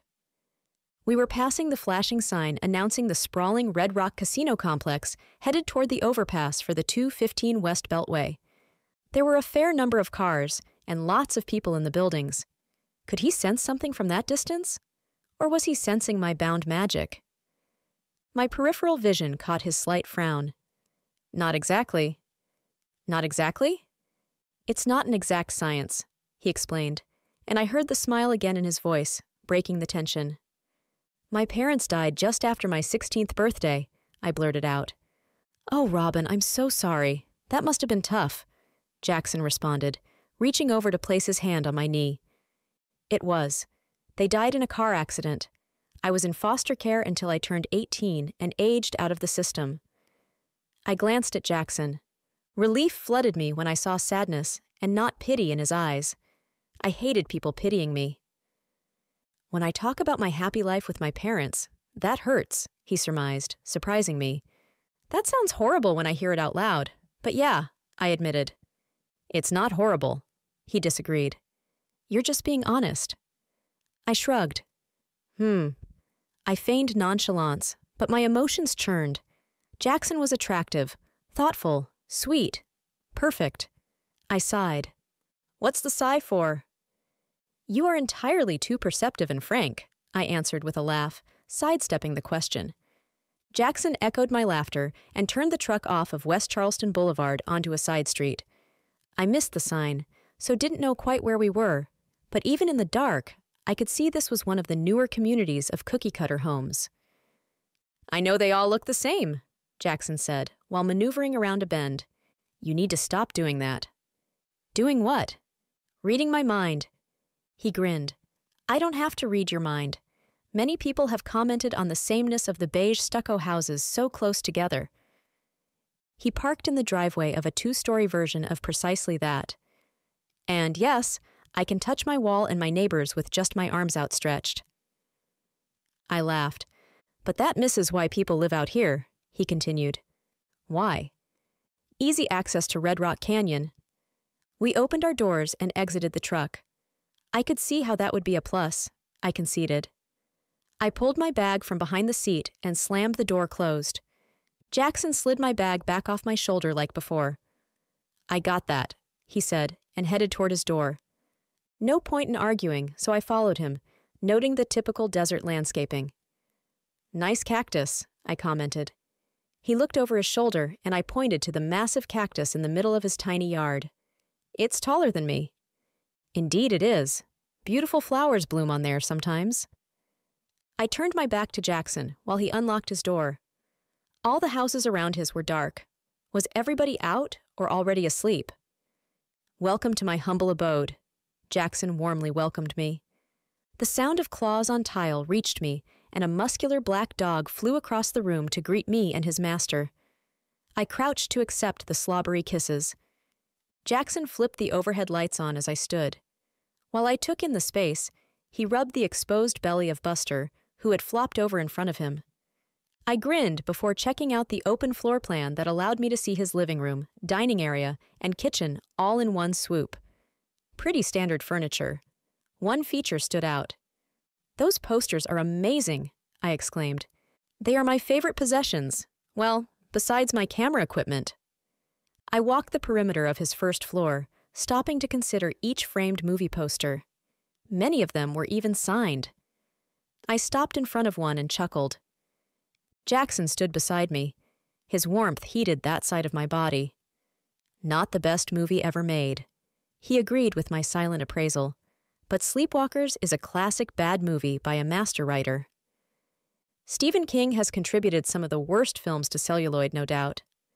I peered closer at the poster. But that's not his signature. Nope. Funny story. I was buying that poster at the San Diego Comic-Con years ago. He gave me the side eye. Yes, I go to Comic-Cons. I held up my hands with a laugh. No judgment here. I love conventions, I enthused. So you were buying the poster, I prompted. I was buying the poster, and this guy standing next to me says, hey, I was on that set. No way. Way! We smiled at each other. I asked him all about it, and it turned out he was one of the camera guys. Of course, I asked him to sign the poster. Of course. We continued to circle the room, ending up in the kitchen, which was nicely updated with stainless steel appliances and charcoal quartz countertops. Posh and manly. Would you like a drink? Water would be great. Since you bought this house to be close to Red Rock Canyon, how often do you hike? Nearly every day I'm not working, he answered, his back to me while he poured a glass of water from a Brita pitcher. Buster loves it. Hearing his name, the pup jumped from the couch and joined us in the kitchen area. He's adorable, I said. And doesn't he know it? He leaned down to scratch Buster's head. Was he a rescue? I asked. Not quite. I raised an eyebrow. He's my familiar. Jackson took a sip of water, making eye contact over the top of the glass. Do you know what that is? I do. They're a witch's companion animal. Yep. He showed up when I hit puberty, and he'll be with me for as long as I'm a witch. I thought they were always cats, I joked, to cover the sudden tightness in my chest. Nope, not always cats. I had a cat as a child, I blurted impulsively. Patches ran away after my parents' accident. I'm sorry, Robin. He reached for my hand. My gaze dropped to his hand on mine. If a witch loses her familiar when she's no longer a witch. I pulled my hand free to grasp my glass and raised my head. I've always wanted to adopt another one. The timing never seemed right, I said. My mind continued. College student on campus. Homeless. Demon's minion. Yeah, the timing had never been right. I snorted. What's that about? Jackson asked. I shook my head. Nothing, but one day I plan to adopt a cat. We'll have to do a play date once you adopt, Jackson joked. I quirked an eyebrow. We will? We'll want to make sure our animals get along, right? Yes? Jackson laughed his low and sexy laugh. I'm just teasing you, Robin. You turn a delightful shade of red when you're embarrassed. A flush crept up my neck. Gee, thanks. Jackson came around the island and engulfed me in a bear hug. I held my breath a moment before relaxing into his embrace. He smelled nice, clean. I rested my head on his chest. Everything will be okay. You promise? My voice trembled with the question. If I have anything to say about it, I will do everything in my power to protect you. Protect me, I thought to myself. Right. I disengaged from the hug and stared up at him. We should go to bed. My flush deepened when he waggled his eyebrows at me. I pushed against his solid wall of a chest. You know what I mean, I protested. Jackson leaned in and whispered in my ear. Yes, I do. I closed my eyes briefly at the wave of anticipation before taking a step back. You have work in the morning, I reminded him. Follow me, he responded with another chuckle, grabbing my overnight bag off the couch. We walked up a flight of carpeted stairs and down a short tiled hallway. This is the guest bedroom. A queen-size bed and a single chest of drawers, all in a deep cherry wood, filled the space. It looks lovely, thanks. There's an attached bathroom, and I'll be just down the hall if you need anything. I swallowed. Okay. Jackson twirled a strand of my hair in his fingers. Don't hesitate to ask. I folded my hand over his. I won't. Pleasure thrummed through me until he pulled back. I won't let anyone hurt you. Right. The protection magic, I reminded myself silently. Good night, Jackson. He stepped out of the room, pausing in the doorway. Good night, Robin. I'll wake you up at 8, okay? Sounds good. He closed the door soundlessly behind him. Carpet muffled his steps as he walked to his bedroom down the hall. I swallowed again. I unpacked my few belongings and got cleaned up in the bathroom. Snuggling under the down comforter, perfect for Vegas in December, I sighed. Was Jackson sending mixed signals, or was I misreading? Protection magic was very confusing. Chapter 14. Jackson's guest bedroom mattress begged me to stay in it, so I snuggled further under the covers. I thought I heard movement downstairs and sighed. It must be time to get up. The sound drew closer, and I smiled when I recognized claws on tile. Soon, an 80-pound dog jumped onto the bed and gave me morning kisses. Hey, Buster, good morning to you too. I scratched him behind his ear and was rewarded with a thumping leg against the bed. You like that, don't you, big guy? Buster's head rose and he sniffed the air. A second later, I too smelled the scent of bacon wafting up the stairs. Was Jackson making breakfast? I looked down at my pajamas, debating whether to change. Friends don't have to get cleaned up for breakfast, I decided, and headed downstairs toward the delicious smells. Good morning, sunshine. Jackson greeted me with a smile. A hand went to my hair. How bad was my bedhead this morning? He chuckled. You look fine, like you just woke up. Did Buster wake you? Yes, but it's not a bad way to start the day. Hungry? Very. I approached him, standing in front of the stove. That looks yummy. He flipped the omelet with a spatula in one hand and the bacon with a second spatula in the other. Impressive. I got skills. Indeed. My heart sped up at the double entendre in our exchange. How did you sleep? Like the dead, I responded before wincing. Maybe not the best analogy when people were trying to kill you. Jackson belly laughed. Perfect. He pointed toward an overhead cupboard to my right. If you want to grab a couple of plates. He pointed to a drawer below. And silverware. Breakfast will be ready in a few minutes. How did you time this so perfectly? I asked, marveling at the coordination. He grinned. I didn't. I planned to wake you up if Buster or the smell didn't, he admitted, and I laughed. That would have worked too. After serving up the food, we sat at his dining room table to eat. Buster splayed on the floor, watching hopefully for a piece of bacon to drop. This is beautiful, I expressed, running my fingers over the light ash-distressed wood. "Thank you," he murmured, though I didn't miss how his eyes watched my hand move along the top of the table. I snatched my hand back, and his lips quivered like he was biting back a smile. "What's the plan for today?" "We were going to be filming in the Bellagio atrium," he started. "The botanical gardens, where they decorate for the season?" I interrupted. "I love seeing what they've done with the flowers." "Unfortunately," he continued, with another smile at my enthusiasm, "production made a last-minute change, and now we're shooting at a house in North Las Vegas. I've got the address on my phone." "Too bad." We ate in silence for a few moments. "I'm looking forward to watching you work." "I would think with your experience in the industry, it'd be boring by now," he teased. I flushed and lifted a single shoulder. "It's not." Besides, my traitorous mind added, I plan to enjoy the scenery. Jackson eyed my empty plate. "I'll clear the table if you want to get ready. We need to leave in 15 minutes. "Aye, aye, sir," I responded with a salute. His laughter followed me back up the stairs. I was right. I was enjoying the view. We'd arrived at the house for filming, and after making sure I had everything I needed, sweetly protective, was my Jackson. He got to work. The morning passed in a blur of filming. We were approaching our late afternoon lunchtime when I saw Jackson freeze. The hair on the back of my neck rose, and I scanned the rooms I could see.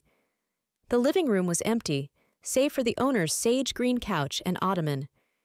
Production staff milled around the white dining room table, covered end to end with scripts, backpacks, and coffee containers. Lights were being set in the large, country-style kitchen, presumably because that was where the next scene would be shot. Nothing appeared out of the ordinary. Jackson set his camera equipment on the floor and stood ramrod straight. His gaze found me, and I saw the stark fear in his eyes. "Get out now!" Jackson startled everyone with his unexpected yell. Silence fell over the room. He was already moving toward me. "Get out now!" he repeated, grabbing my arm and pulling me toward the front door. I heard movement behind me, along with shouts and confused questions. Jackson flung the door open and lifted me through the frame. A crush of bodies followed us. An awful cracking filled the air. I turned to identify the noise. Jackson tackled me to the ground. I landed on the dirt with a thump, thanking the homeowners for not putting in desert rock landscaping. The cracking built until reaching a crescendo. The roof collapsed into itself, dust rising as it fell. My fingers tingled and energy raced along my arms. My eyes cut to the front door, where another person darted out, rubbing his face. A wild glance around the front yard showed 9 people outside the building. My eyes settled on Jackson, still clutching me, his body sheltering me from the imploding home, an unreadable expression now on his face. "Do you feel that?" he asked. "Feel what?" I sank into his body, heart rate slowing, breathing evening out, and that weird tingling subsiding. He shook his head and held me closer. "Is that everybody?" I asked breathlessly. The silence that followed was absolute. Nobody spoke, no birds chirped, no cars drove past. "Are you okay?" Jackson asked, his hands skimming over me, checking for injuries. Normally, I would have enjoyed this closeness, but horror held me. "I'm fine. Did everybody make it out?" I repeated. Jackson jumped to his feet. His face paled as he made the same count I did. He ran toward the devastated home. "Jackson!" I yelled after him, terrified the building wasn't safe. I continued to stare after he vanished from sight. Time stood still while I waited. Voices filtered through my haze as the cast and crew checked in with each other. I thought I heard someone calling 911. My eyes remained fixed on the door. Jackson appeared. He carried a woman in his arms. At first, I thought she wasn't moving. Then her torso shook with a cough. "Thank goodness!" Jackson gave me a wan smile when he met my gaze, and I clutched my arms tight. I sent positive thoughts into the universe that she'd be okay. Time resumed normal speed for me. I stood, shaking from the adrenaline dump. The police arrived. An ambulance arrived and took the woman in Jackson's arms away. EMTs checked everybody over. I received only a cursory glance, which was fine. I was fine. But what had happened? Chapter 15. Jackson and I sat in his truck. A blanket wrapped around me kept my shivering to a minimum, but I wasn't shivering from the cold. "What happened?" I asked, fearing I already knew the answer. "Someone tried to kill us." I took a deep, shaky breath. "That's what I thought. What happened?" I asked again. "Whoever's using the black magic caved in the roof." I nodded, unable to speak now that my fears had been confirmed. Jackson's face hardened. And this time, he or she nearly killed someone, almost killed Jane. "This is my fault," I whispered. Jackson clasped my hands in his.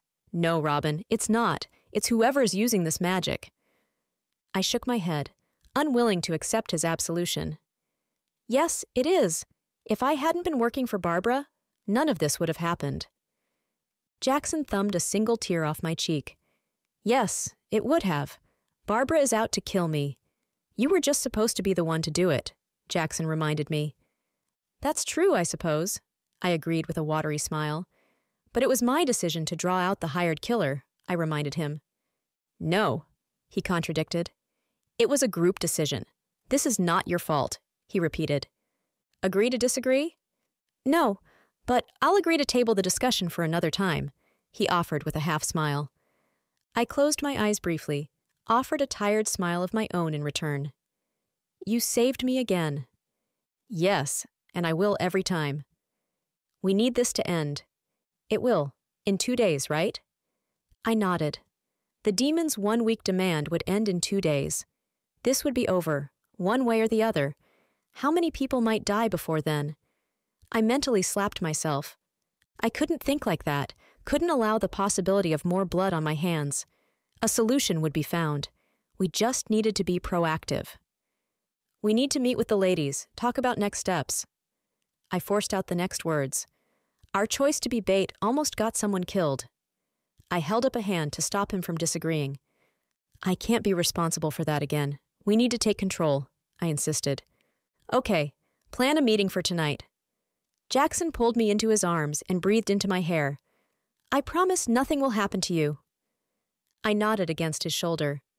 "Your protection magic won't let it." A moment passed before he responded. "That's right. It won't." And I made my own promise. To myself, nobody would die. And even if I was wrong that Jackson's interest in me was more than his protection magic, maybe I could convince him that our attraction was real. Chapter 16. I couldn't believe only 2 hours had passed since the roof caved in on set. This time, we met in a more private location, Mia's house in the lakes. A quick 10-minute drive up West Desert Inn Road had brought me to her waterfront home. Now, I sat on Mia's turquoise couch, I guess as a mermaid, sorry Nixie, she really loved the water, and surveyed the gathered group. Besides me, Mia, Jackson, Catherine, and Evie, Mia's boyfriend, homicide detective Jacob Dawson, was also present. That threw me for a moment. Did Jackson's coworker Jane die? Dread increased as I waited for someone to speak. "Is Jane okay?" I blurted out, unable to stand waiting any longer. Jacob understood my question. "Yes, she is. She woke up on the way to the hospital, and they're keeping her overnight for observation, but they expect her to make a full recovery." I breathed a sigh of relief. Jackson reached over to squeeze my hand. Catherine caught the movement and smiled knowingly. A blush bloomed across my face. Sheesh. "And before you ask," Jacob continued, "I'm here because of my involvement in the last major entertainment-related attacks." Mia laughed, the sound like tinkling bells. Everyone turned to her. Jacob rolled his eyes. "Tell them your new nickname, Jacob," she demanded playfully. "I'd rather not." "Please tell us," Catherine insisted. Jacob shook his head. "Detective Hollywood," he mumbled. Evie Belly laughed. "That's fantastic." Tension in the room dropped with this icebreaker, and after teasing Jacob for a few more moments, we got down to business. "Thank you all again for your help," Jackson began. "Robin and I know it wasn't easy for you to help her, given your history with Barbara." "We don't want anyone using black magic in Vegas," Mia said. "This is much bigger than Barbara and Robin." "True," Jackson agreed. "Let's start with what we know, to bring Jacob up to speed." Robin's demon boss ordered her to kill you. Evie jumped in with a wink at me. Evie, Catherine admonished the vampire. Robin said no. Evie shrugged, but a twinkle remained in her eye. Was she teasing me? A new killer was hired, Catherine continued, with Robin added to the hit list. We had Robin pretend to be back on board.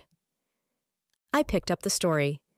This unfortunately backfired, and if the killer sticks to Barbara's original timetable, he or she has 2 days left to kill the two of us. Catherine looked at us, worry etched on her face. We have that same amount of time, therefore, to find and stop this killer. And find a way to break my pact with Barbara and unbind my powers, I silently added.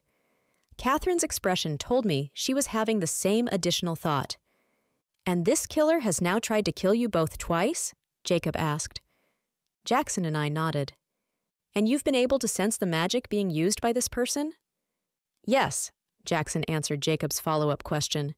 But nobody has any idea who the new killer is? I checked in with the family. Evie answered the detective's question. They said the hired killer isn't known to them. We considered this declaration. The vampire family in Las Vegas sometimes used cleaners who would take out, kill, humans, vampires, or other beings that were a threat to the family. Taking the family's response at face value, that meant our replacement killer was unlikely to be a vampire. And I checked in with Alex, Catherine added. He said he's not aware of any non-human supernatural being in town who's been hired for a contract killing, nor have his contacts heard any rumblings. If her half-incubus boyfriend, who had an in with most of the supernatural underworld, said the hired killer wasn't a non-human supernatural being, that was probably accurate. What does that leave us? I asked. A human witch, as I suspected, Jackson answered with a scowl. Using you guys as bait turned out to be too dangerous, Mia said. Does anybody have any ideas about what we can do next? Jacob? Using the media to draw out the last killer worked, he answered. Mia blanched. He took her hand, and she smiled at the offered comfort. From what I understood, it had hit her hard earlier this year, when she killed a djinn in self-defense to protect Jacob. How can we do something like that with Liz this time? Catherine asked. Elizabeth Addison, co-host of the popular morning show, Entertainment Daily, had directly challenged the djinn on her show to lure her out. It had worked, and the killing was stopped. Of course, her exposé outing the supernatural underworld shortly followed. As far as I knew, nobody liked her anymore. Is she still doing that ridiculous mythical being of the week segment on the show? Catherine rolled her eyes. Unfortunately, yes. I believe it's the highest-rated story every time, Mia answered with a crooked smile. I never should have confirmed our existence for her, Evie groused, and my eyebrows raised. Evie gave Liz an exclusive on the paranormal underworld in exchange for her vouching for Mia when Jacob thought she was in cahoots with the djinn, Catherine explained. None of this is your fault, Evie. I know that, she retorted. It still just galls me. Would Elizabeth even help us? I asked. Mia shrugged. Liz would if there was something in it for her. Ah, another shining example of the self-interested media. Who was I kidding? A demon's minion judging a reporter? That was pretty cheeky. I have an idea, I spoke slowly, the pieces falling into place in my head. When I finished presenting the stages of my plan to the others, slow nods surrounded me. A few suggested tweaks, and we were ready. Time to implement stage 1, and yes, I capitalized it in my mind. It was our grand plan, after all. Chapter 17. Jackson and I arrived back at his place well after nightfall. Darkness shrouded his neighbors' homes. He parked the car, and we hurried inside. Buster nosed Jackson's hand, whimpering. It's okay. We have a plan, Jackson assured his familiar. The dog chuffed and sat on his haunches, waiting to see what we would do. The first step in our plan was all Jackson. He would create his force field around the house. Ready to see the magic happen? I clapped like an excited schoolgirl. You know it. He walked to one corner of the home. This is essentially true north, he began. I'll bring forth my magic. How? I interrupted. Buster chuffed again, and I swore he was laughing at my question. Jackson shrugged. It's not an exact science. I concentrate on the feeling of magic in my core and focus it on this corner. I'll do the same in the other directions. Directions? Compass directions, the closest spots in the house to true north, west, east, and south. I nodded. I vaguely remembered about the importance of the Earth's compass when I first started researching Wicca after my parents' deaths. Jackson didn't buy my feigned understanding. In Earth magic, we call to the power of nature. Even when it's within you? Yep. Witches draw their strength from Mother Earth, no matter what their specific brand of magic is. Okay, that makes sense. Jackson closed his eyes and reached a hand toward the corner. I waited for him to start a spell or something. He opened his eyes. Done. Wait, that's it? What about a spell or incantation? Even as I asked the questions, I remembered my brief use of magic years ago. I certainly hadn't used any spells. Jackson confirmed what I just concluded. It's internal mostly. Group magic uses spells, but otherwise it's often inside the witch. Buster and I followed Jackson as he moved to each of the directional spots and repeated the same silent magic. How will it stay active? Since I won't be able to maintain my focus on it to keep it at full strength, it's like a thin layer of force field, like icing on a cake. Very cool. All finished. This will somewhat hide us from tracking magic. Somewhat? If someone's motivated enough... You mean, like someone who wants us dead? I quipped. Jackson chuckled. Yes, I suppose. His smile dropped. If someone's motivated enough, they could find us. But if the killer doesn't know to search deeper, he or she probably won't be able to. Probably? I squeaked. The force field would also protect against initial magic attacks. Any attack on my magic would wake me up, and then allow me to focus on the force field to reinforce it.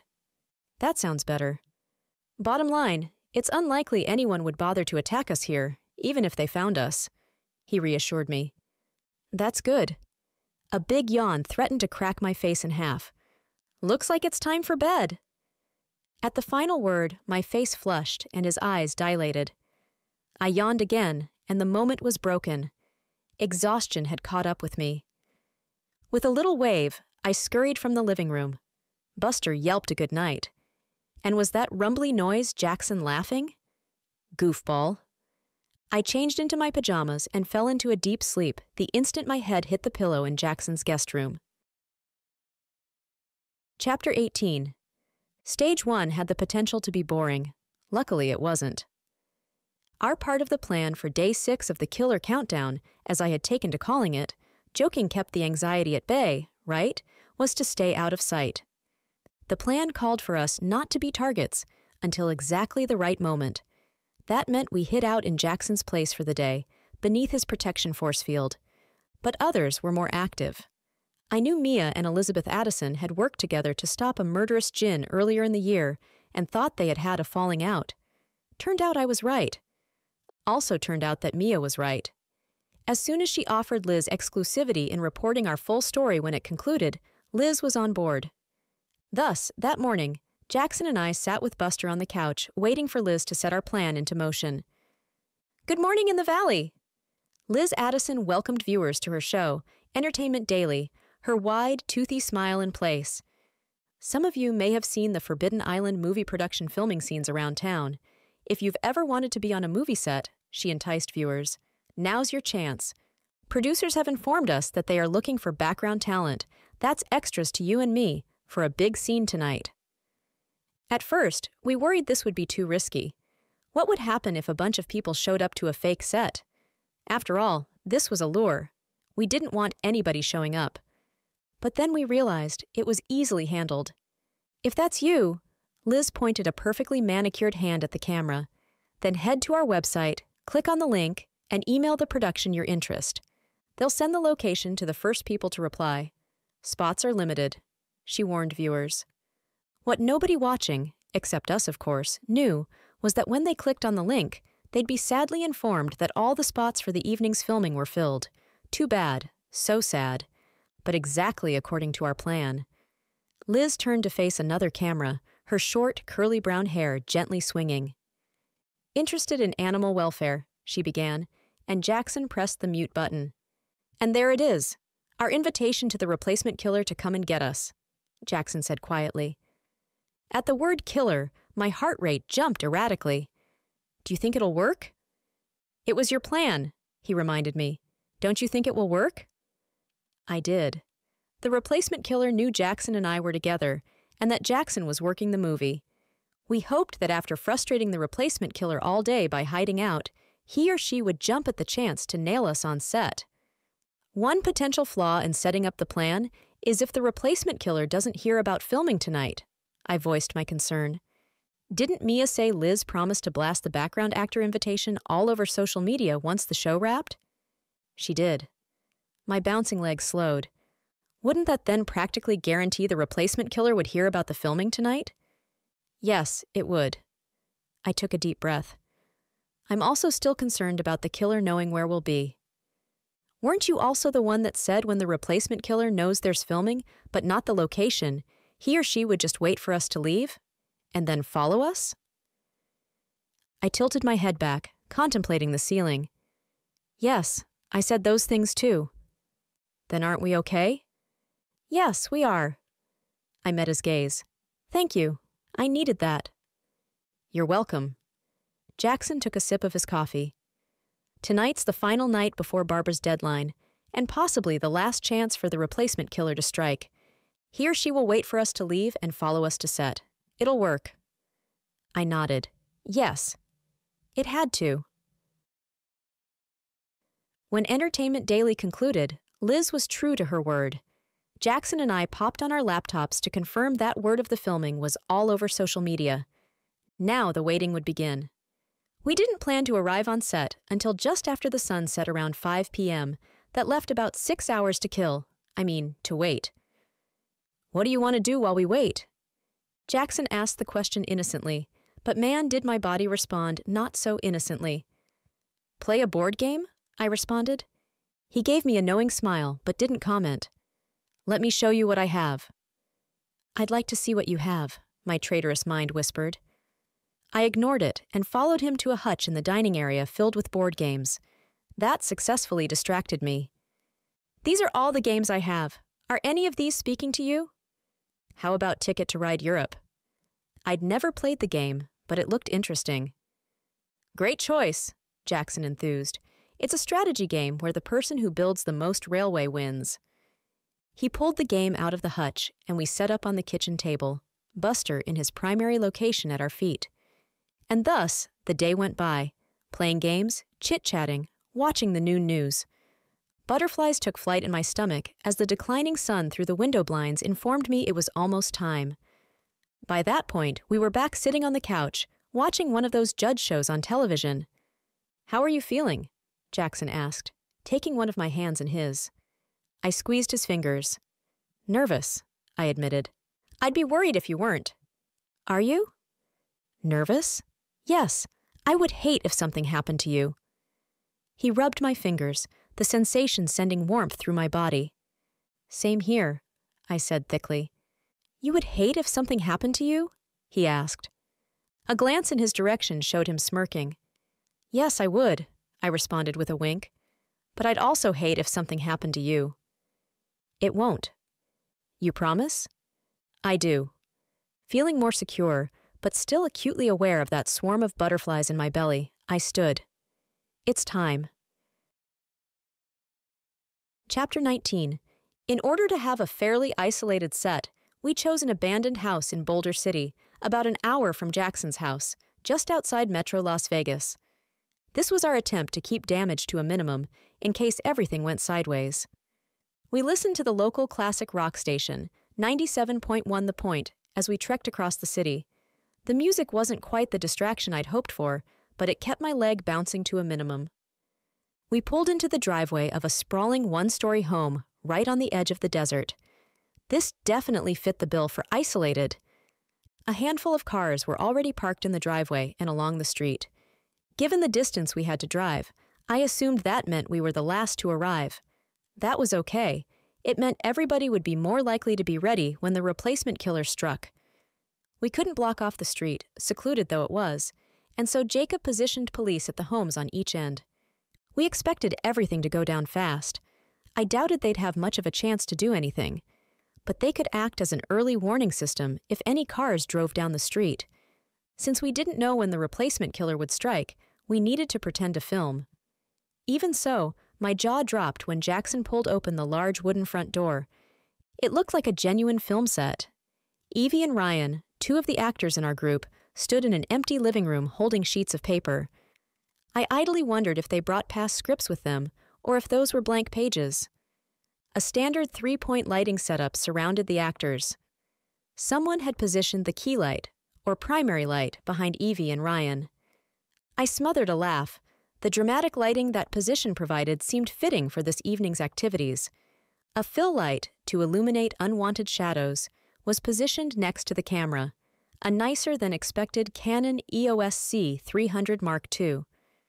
Though still only half the cost of a $20,000 RED 8K camera, but I digressed. And finally, the backlight, an ARRI 150 I thought, was positioned behind and above the actors. Catherine stood behind the camera, fiddling with it. Did she know anything about them, or was she completely pretending? I shook my head. It was so real, and yet so fake. Mia and her homicide detective boyfriend, Jacob, stood off to the side of the tableau, pretending to refer to a clipboard of paper. Alex, Catherine's half-incubus boyfriend, stood on the other side of the room. He was the only one that drew attention. He seemed to be standing guard, which he was. "Hey, everyone! Are we ready to shoot this thing?" Jackson asked jovially. A chorus of hellos returned the greeting. I saw worry reflected in several sets of eyes. We would have to pretend to film until Jackson sensed the energy change that heralded the replacement killer's arrival. And then we would have a small window to launch our offensive defense. I didn't know if that was a thing, but it fit what I felt we were doing. We set everything up, but we would only respond when the replacement killer launched a volley, so to speak. 3 hours later, we'd run out of fake filming to do, and boredom had set in. I hoped this wouldn't be a bust. Then what would we do? The deadline was tomorrow. Who knew what Barbara would do if Jackson wasn't dead? I was on the fence over whether or not she'd care if I was dead. Jacob pulled his phone from his pocket in response to a text notification. Another car pulled onto the street, he informed us in a low voice. This was the third car in 3 hours. The first time we had gone on high alert, and nothing happened. The second time we had gone on high alert, and nothing happened. This time I felt the tension rise, but nobody moved. A fence surrounded the perimeter of the property, and we'd locked all the doors to the house. We hoped this would corral our killer to the front and keep him or her on the street. Jacob continued to watch his phone. The car parked one house over. Alex rolled onto the balls of his feet. He clenched and unclenched his hands. Minutes passed with no update. "Car door is opening," Jacob murmured. Evie and Ryan set their script pages on the floor. Evie faced the front door, and Ryan faced the window to their side. Someone in a hooded cape has exited the car. "How cliché," I muttered with an eye roll. Catherine half snorted in response. Everyone stood at alert. The individual has stopped in front of the house. Unable to tell if male or female, they remain in the street. Jackson held his hands out in front of him, like he was calling for an amen from the congregation. We waited with bated breath. "It's time!" Jackson flung the front door open. Chapter 20. "You don't have to do this," Jackson implored the figure standing in the street. We formed a loose group behind Jackson at the front door, watching, waiting. "Yes, I do," the figure responded. I felt the startled reactions around me. The voice was decidedly feminine. A female replacement killer. Why was I not surprised? Guess Barbara was into equal opportunity. "No, you don't," Jackson disagreed. Tension rolled off of him, but his voice remained calm. "I signed a contract. If I don't fulfill it, I don't get paid." The female witch raised her hands. "I intend to finish the job." At those words, Jackson raced outside, the rest of us following behind. He stopped about 20 feet from the killer. Even in the dark, at this distance, I could see the woman's features. She appeared mid-20s, her eyes weirdly lit. Oh, wait, they just reflected the light pouring from the open door of our fake set. Jackson raised his arms in front of him to match hers. This was looking like a high-noon duel. You know, if they happened at night between two witches. I shook my head at the crazy thought. Those anxious butterflies from before seemed caught in a maelstrom in my stomach. "I've never not finished a contract," the female witch continued. "The two of you will end up dead before the sun rises." She dropped her hands for a moment. "And any of you who get in my way," she added. "Her energy is building!" Jackson yelled as the female witch raised her hands above her head. "Mia, you're up!" Mia stepped in front of Jackson, her green hair flowing down her back and lifting slightly in the breeze. "None of this is necessary, is it? Everyone can walk away tonight, unharmed." Her melodious, magical voice washed over all of us. She was right. There was no reason for any of this unpleasantness. The female witch lowered her arms. I breathed a sigh of relief that everything would be okay. Mia faced us, breaking the spell. "Evie!" I had a moment to remember that Mia had warned us that we would be bewitched along with the replacement killer, and she couldn't do it for long because it could interfere with the rest of the plan. The female witch immediately raised her hands.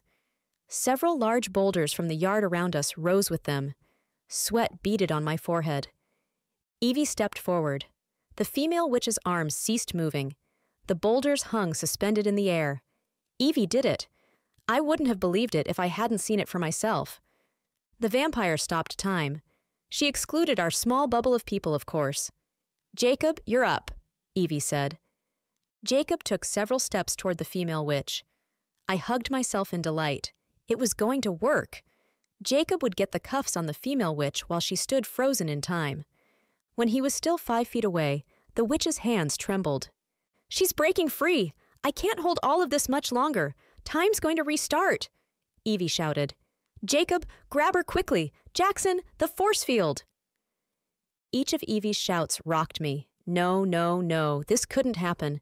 The plan would work. I reached out both hands, uncertain how I could help keep the plan from failing. My fingers began to tingle, and energy raced along my skin. I shook my arms as though the pins and needles feeling was caused by them falling asleep. I didn't know what was happening, but something was building and itching for release.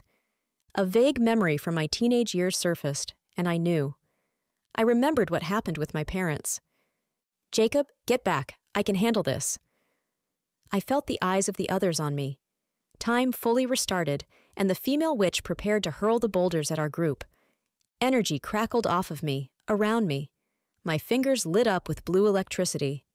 The wind howled, almost like a cyclone. Distracted, the witch dropped the boulders and stared. I met her eyes and smiled grimly. A lightning bolt sizzled out of the sky, striking the female witch. She crumpled to the ground. A scent of ozone permeated the air. Jacob raced forward to check the unmoving witch's pulse. He looked back at the group and shook his head. I dropped my hands in shock. The witch was dead. The immediate danger had passed. We would still need to handle Barbara. But a bigger question loomed. I knew it, and as the eyes of the group fell upon me again, they knew it. What had just happened? My magic was back. How was that possible? A tentative hand touched my shoulder from behind. I sensed it was Jackson before he spoke. "Are you okay?" That one question held volumes of unasked questions. I turned to face him, to face the others. "I think so," I whispered. My phone trilled an incoming call. Out of habit, I answered. "Hi, Jessica," I greeted her, nary a tremor in my voice. "What happened?" She echoed my earlier internal question. We sensed a huge display of magic outside of town. "It's over," I told her, a bone-deep weariness settling over me. "The replacement killer is dead." "Come to the council, now," Jessica demanded. I glanced around at Catherine, Evie, Ryan, Mia, Jacob, Alex, and Jackson. Looking for permission? I didn't even know. My mind swirled. "Go, we'll take care of everything here," Catherine assured me, having heard Jessica's directive. Jacob nodded. If local law enforcement said it was okay, I guessed it was. "Come with me?" I asked Jackson. "Of course." He propped me up, and I shuffled beside him to his truck. He helped me into the front passenger seat. A wave of exhaustion washed over me. Maybe a quick catnap during the drive would be okay. Chapter 21. Warm breath in my ear woke me from my restless sleep. We're here, Robin. Time to talk to Jessica and the Witches' Council. At the phrase, I bolted upright in the seat and trained wide eyes on Jackson. I hope they have some answers. I'm sure they will, he responded, while lifting me out of the truck and setting me gently on the ground. His face held an inscrutable expression. There were lots of questions there, I knew. He supported me as we walked up the short sidewalk to the squat industrial building housing the council chamber. Soon we stood before the 5 council members seated behind the half-circle table. I had trouble meeting their gazes. Instead, my eyes wandered over the silvery wallpaper, reflecting the light from the antique wall sconces. I stood rigidly in front of my chair. "You are a witch," Teresa began. A statement, not a question. She had replaced her red lipstick with bright purple today. "Yes." "Please tell us what happened in Boulder City," Matt, the older gentleman, requested. With only a few verbal stumbles, I relayed what had happened earlier that evening with the replacement killer. A few eyebrows rose when I revealed the witch was female, but otherwise, the council remained silent until I finished. "How were you able to summon the lightning bolt?" Marcy, the young woman who still struck me as barely out of her teens, but surely was older, asked the question. I heard genuine curiosity and wondered if Jessica had told the council about my bound magic. I glanced at Jackson. Now was a moment of truth. He knew I had hidden my witch status from him. Time to lay all my cards on the table, as they said. I discovered I had abilities after puberty. I'm not sure what to call them, but I discovered I could... I hesitated, uncertain how to describe my skills. Control the weather? I guess that's the best way to explain it. Elemental powers, then? Evan, the tall, heavy-set witch, asked. I suppose so, but my parents didn't understand what was happening any more than I did. My voice choked with the mention of my parents. They weren't witches? Marcy appeared surprised. Not as far as I know. I swallowed. I think they were afraid of me. Tears filled my eyes. They should have been. What happened, Robin? Jessica asked. When I was 16, we were driving to yet another appointment with a psychiatrist. Over the 3 years prior, they had taken me to doctor after doctor, who tried medication after medication. I winced at the bitterness in my voice. We were arguing. I remember being so angry at them. I couldn't understand why they couldn't understand how cool this was. I could control the weather. What teenager wouldn't want something like out of a comic book movie? I smiled sadly. But everything came apart that day. We were yelling, and suddenly I felt my arms tingling from my shoulders to the tips of my fingers. I hadn't experienced it so strongly, and didn't at first realize what was happening. I dropped my gaze to my fidgeting fingers. A bolt of lightning struck the car, and we drove off the highway into a light pole. My parents died instantly. I finished in a rush of words. I heard pens on papers in the stillness following my admission. I risked a glance at Jackson. My heart froze at his expressionless face. I returned my gaze to the council. I buried my magic deep after that, while I was in foster care. After aging out of the program at 18, I attempted college. I stopped, unable to catch my breath. What happened during college? Evan asked. My magic went on the fritz, I answered. Lightning bolts, hurricane force winds. I lost control. So I dropped out and lived on the street where I couldn't hurt anyone. How did you wind up in Vegas? Marcy asked. I just drifted here, I said with a shrug. But one day I had had enough. After 4 years on the street, I couldn't do it anymore, and I begged the universe to help me. I rolled onto the balls of my feet, my final big reveal to Jackson, how his mind must be reeling. Barbara Nolman answered my call. The council members stirred in their seats at my admission. Of course, they knew she was a demon. Everyone in the paranormal world knew that. I signed a pact with the demon to be her minion if she would help me. She created the circumstances for me to start my talent agency and bound my magic. Everything was stable, if not actually good, until she ordered me to kill Jackson McKee. And I refused.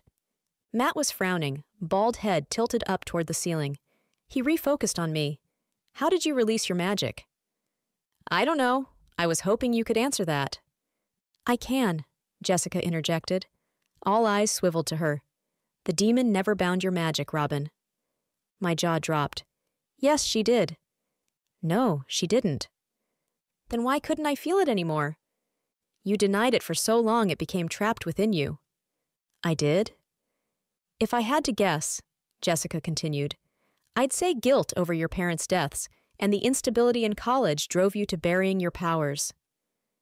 A tear fell. I bound my own powers? In a manner of speaking, yes. Evan shifted his bulk to sit forward in his seat. Kind eyes peered at me. And then you could access it when your friends were in danger. The other council members nodded. I could? Yes, Robin, you could, Jessica answered. Jackson spoke. How does she break the pact with the demon? Chapter 22. Jackson settled his hand on my shoulder following his question. I took comfort in the touch while we waited for the council to reply.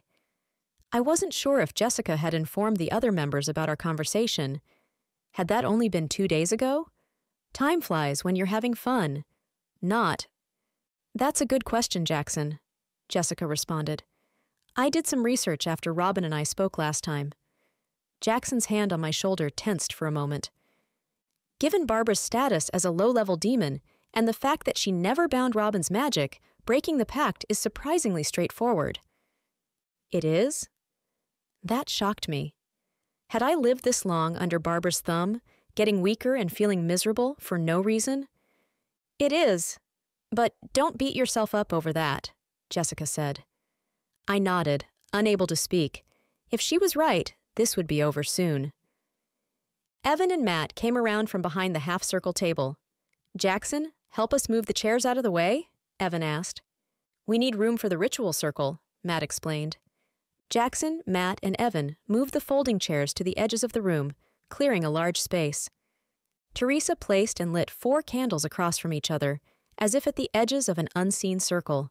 Seeing my look, she chuckled. It's hard to draw a circle on the carpet. We learned that it's not always necessary. She shrugged and turned to confer with Jessica. We'll use the feminine strength of the goddess for this ritual. So men, we do not need you for this one.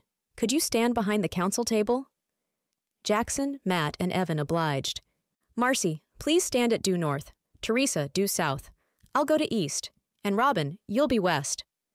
I waited until the other 3 had taken up their positions, since I wasn't sure which direction west would be, before assuming my own position.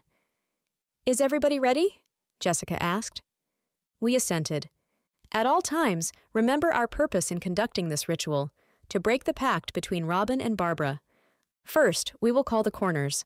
This will cleanse our space and help us open communication with the goddess, Jessica said. She closed her brown eyes, took a deep breath. I thought I would find the whole thing silly, but I found myself captivated by the process. It was as though something missing in my life for years was awakening. I call to the north, the element of earth, Marcy began, her voice low and melodious. I call to the east, the element of air, Jessica continued. I call to the south, the element of fire, Teresa said. I opened my mouth and nothing emerged. I swallowed past the lump in my throat, remembered my intention in calling the corners, and lifted my chin a fraction. I call to the west, the element of water. Jessica nodded at me. Robin, declare your intention. Use your name and be specific. With a strong, clear voice, I spoke into the circle. I, Robin Landon, desire to break my pact with Barbara Nolman. My hands fluttered. Do we need her demon name? I asked Jessica softly, but with audible panic in my voice. She shook her head. Jessica pulled a vial of liquid from an unseen pocket of her loose green t-shirt dress. She opened the vial and sprinkled some into the center of the circle. I use the salt water for purification, she stated, clearly directing this explanation at me. She closed her eyes. I swore her red hair was glowing. We call upon the goddess to hear Robin's plea, to break the pact with the demon, Barbara Nolman. We call upon Mother Earth to intervene to prevent the bond from reforming. Wait, that could happen? I wondered silently. My shoulders tensed, and I gnawed at my lower lip. Farewell and blessed be, Jessica stated with a note of finality. Blessed be, the other ladies repeated. I think I caught on in time for at least the last 2 syllables. I assumed that would be sufficient. The women lowered their heads in a moment of silence. I copied their mannerisms, and in my own moment of seriousness, sent my pure request into the world. Thank you, ladies, Jessica said, with a bright smile around the circle. Teresa walked the circle, blowing out and retrieving the candles. The men came forward to return the folding chairs to their prior positions. It all seemed very anticlimactic. And that'll work? To make the pact, I had to sign the bond in blood. I shuddered at the memory. Jessica grinned. Trust me, it worked. My phone trilled an incoming call. Barbara. Blood drained from my face. Hello? I answered with a trembling voice. Hello, Robin. You've been busy. I closed my eyes for a moment, gathering strength. Yes, I have. I'd like to see you, she requested in a conversational tone. Why? Old time's sake? I swore I heard a smile in her voice. Did she know something we didn't? Sure, I said. How about tomorrow morning? I offered nonchalantly, but my pulse hammered in my head. See you then. She disconnected the call. I turned to Jackson, the hand holding my cell phone shaking. He closed his strong fingers around mine. She can't hurt you, he said. You can't know that, I argued. She'll kill me for breaking the pact. How did she even know I broke the pact? I heard the hysterical note in my rising voice. She would have sensed an energy change, Jessica offered from across the room. I nodded as I considered that. I made eye contact with Jackson. Now what? We need to talk, he said. Chapter 23. Hurt shone in Jackson's eyes. The others had moved out of earshot to provide us privacy. He stood with his arms dangling at his sides. He seemed to be deciding how to open the conversation. So, you're a witch? He began. Yes. Interesting. Uh-huh. That might have been good information to have earlier. His voice had an edge to it. Probably. Could I get more than a one-word response, please? The exasperation in his voice was unsurprising and justified.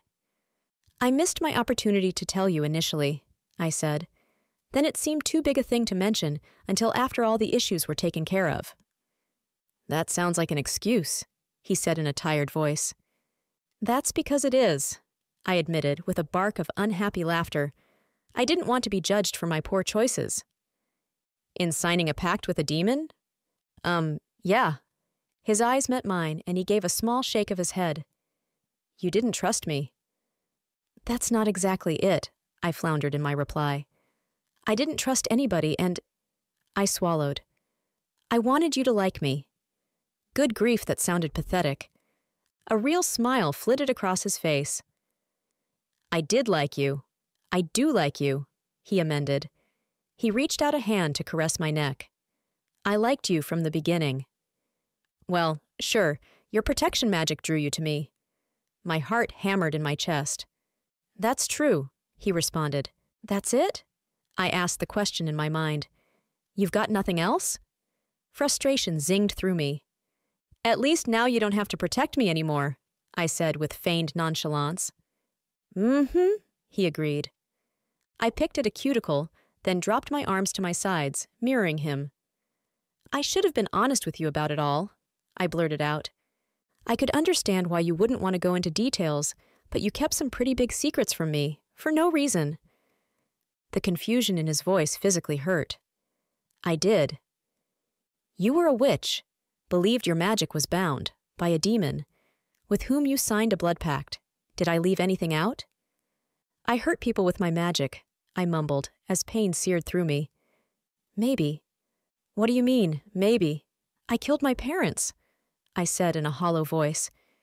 He collected his thoughts for a moment. Your parents didn't understand what you are.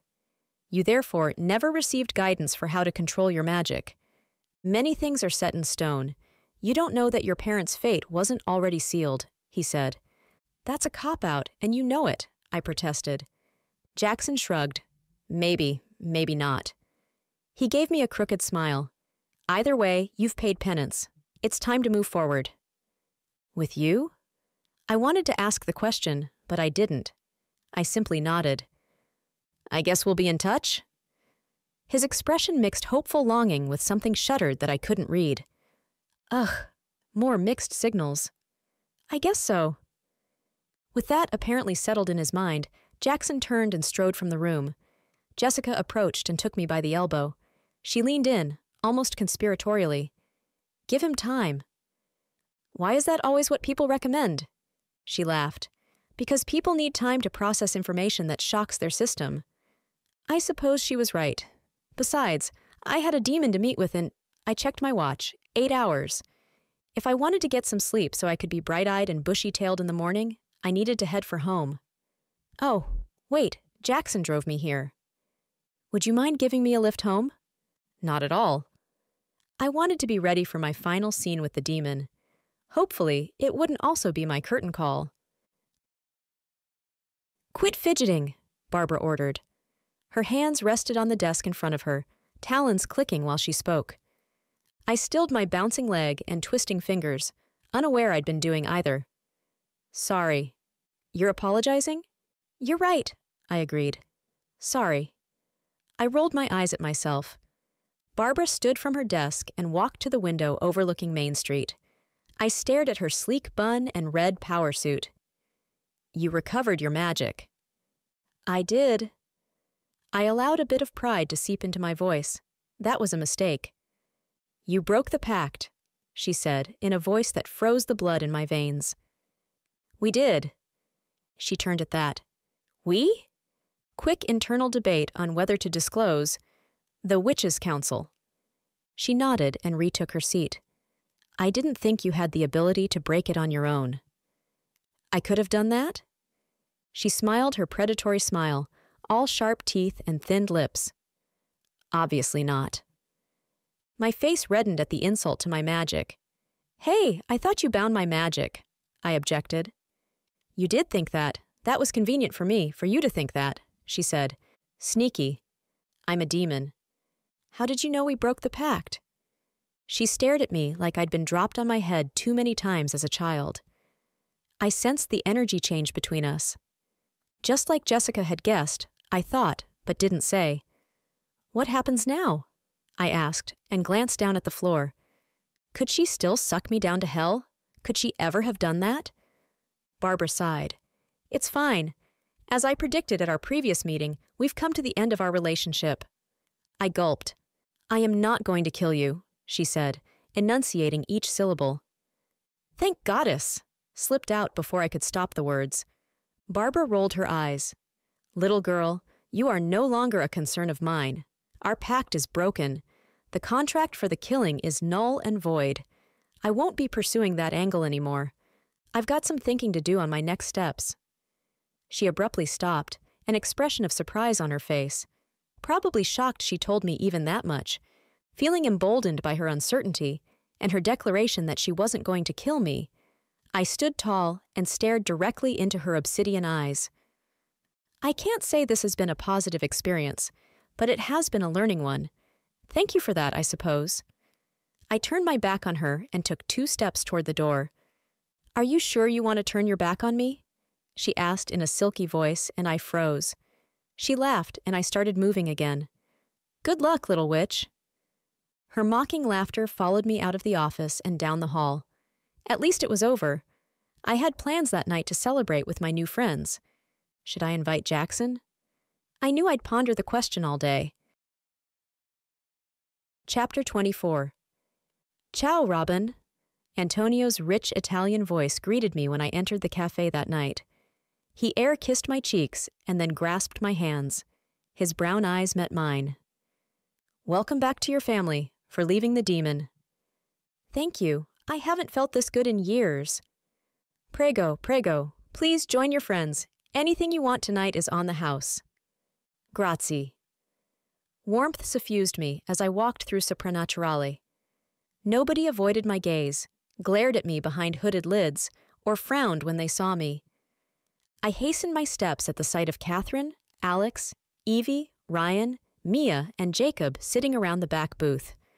I wasn't surprised Liz wasn't there. Those fences hadn't been mended yet, I guessed. My heart stuttered at the lack of Jackson. I never did call to invite him, though. Robin! Catherine pushed the others over to make room for me. I can pull up a chair, I said uncertainly. 7 around the booth seemed tight. Not at all, Mia responded. Have a seat. I slid in beside Catherine. Ryan handed me a menu. I perused it while the group's chatter resumed. What do you think she'll do next? Evie asked. I don't know, Catherine answered. From the moment I arrived in town, she's acted like we have a connection, and I'm somehow important to her goals. She shrugged. But since I helped thwart her this time, I imagine she feels differently now. Laughter erupted at the sentiment. What do you think, Robin? Evie asked. I set the menu down. You worked with her for years. Did she ever give any hint of her endgame? I shook my head. No, she didn't. Catherine's right, though. She became Barbara's focus from the moment she arrived, and then by extension, everyone connected with the Paranormal Talent Agency. So strange, Alex said. I know. She dropped cryptic hints all the time, I said. But never anything substantial. But I don't care anymore, I declared. She's out of my life. Hear, hear, the group chanted, everyone lifting their water in unison. To Robin living her full life again, Mia toasted. To Robin, they repeated. Yeah, I have to say, Evie chimed in. You looked washed out before. You look so much better now. Evie, Mia chastised her. No, it's okay, I assured them. I understand. I didn't realize it was happening at the time, but being tethered to the demon was sucking out my life force. That statement piqued Alex's interest. Not quite the way an incubus does, Alex, I explained. Just a slow, steady drain, fatigue, lack of joy. But I didn't really notice, believe it or not. I thought I was sad because I decided to work with a demon. Choices have consequences, Evie quipped. I nodded. I know, I just never made the connection. I became paranoid. Didn't want to be around anyone. Didn't want anybody in my life. It became all about Barbara. Until I met... I bit off Jackson's name. All of you. Thanks. You're welcome, Catherine responded. It's great to see how your eyes sparkle and your skin glows now. I feel like I've rediscovered who I am, even apart from simply not being a demon's minion. Catherine tilted her head. Dang, I'd bet her magical abilities identified that as an incomplete truth. But I didn't want to talk about Jackson. Tonight's dinner was focused on celebrating our victories. I lifted my water again. To reaching day 7 of Barbara's killer countdown with nobody being killed. To reaching day 7, they repeated, spilling water with their vigorous bumping of glasses. To Robin getting her magic back, Catherine toasted. To Robin breaking the contract with the demon, Mia added. And to you guys. Without your help. I set my glass down, swallowed past the lump in my throat, ignored the burning tears in my eyes. Without your help, none of this would have been possible. I can never thank you enough. Catherine hugged me tightly. Don't give up on him, she whispered. She didn't explain her comment. Of course, I knew who she meant. Jackson. I pulled out my phone and texted him. Sorry for the last-minute invite. Want to swing by the cafe on Main Street to celebrate with us? I placed the cell phone on the vinyl beside me. What's next for you guys? I asked the group. I half listened to their answers, waiting for the vibration of Jackson's reply. There! Excuse me, I told them before picking up the phone. They exchanged knowing glances. My super-secret spy skills were clearly subpar. Working another hour or so. After? He texted. How about my place? I offered. It's a date. It was a date? I asked, but didn't type. Chapter 25. An hour later, I didn't move when the doorbell rang. I knew it was Jackson, since I invited him, but I didn't know what I was going to say. So, of course, I went with awkward. You're here? Like an unexpected sequel. He leaned toward me, hands braced on either side of the doorway. May I come in? I pretended to consider his request. Sequels are usually disappointing. He gripped his chest in mock pain. What about The Godfather Part 2? Ooh, a classic. We grinned at each other. I moved from the doorway. In that case, come on in. Besides, I invited you, didn't I? Jackson gave an exaggerated bow and stepped through my doorway. I giggled at the theatrics. A meow stopped me from closing the door. I peered past Jackson into the dark, and my eyes widened when a flash of fur ran by me into the house. Hey! I turned to follow the animal, but it hadn't gone far, sitting only a few feet inside the door. Did you adopt a cat? Jackson asked. No, I answered, but my eyes were glued to the cat sitting before me, whiskers twitching. Patches, I whispered. It can't be. Patches? Wasn't that your cat who... Ran off almost 10 years ago, I said. How is this possible? My mind flooded with images from my life, from the moment of the accident to this moment right now. I watched the cat. She almost seemed to be nodding. Could she be seeing these images too? She's your familiar, Jackson said into my ear. My what? Oh my. Meow, the cat said again. I crouched down and the cat padded over. We headbutted, unshed tears blurring my vision. Are you my familiar? Meow. New images flooded my mind, and they seemed to be coming from the cat. I watched the last 10 years of her life flash by like a movie in my mind. When it finished, I rose and faced Jackson. And? He asked. I chuckled. After the accident, and I disavowed my abilities, she was temporarily reassigned, I guess, to another teenaged witch who needed a familiar. I bit my lower lip and met Jackson's eyes.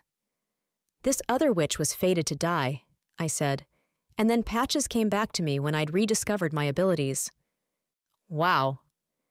That's an understatement, I agreed. Welcome home, Patches.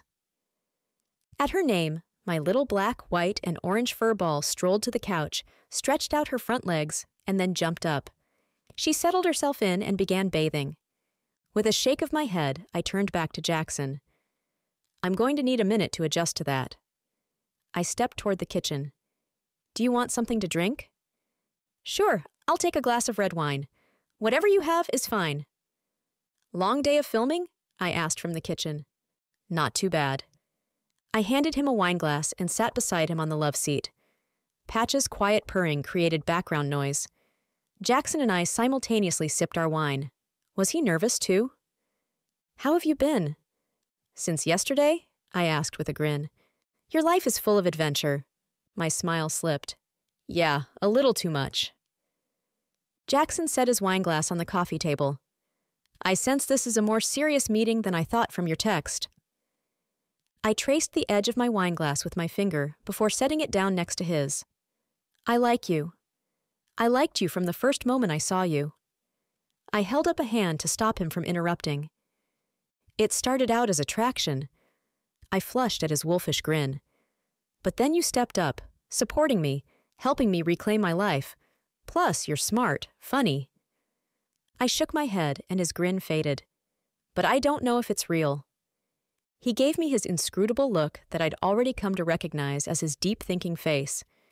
Why would you doubt if it's real? I waved my hand dismissively.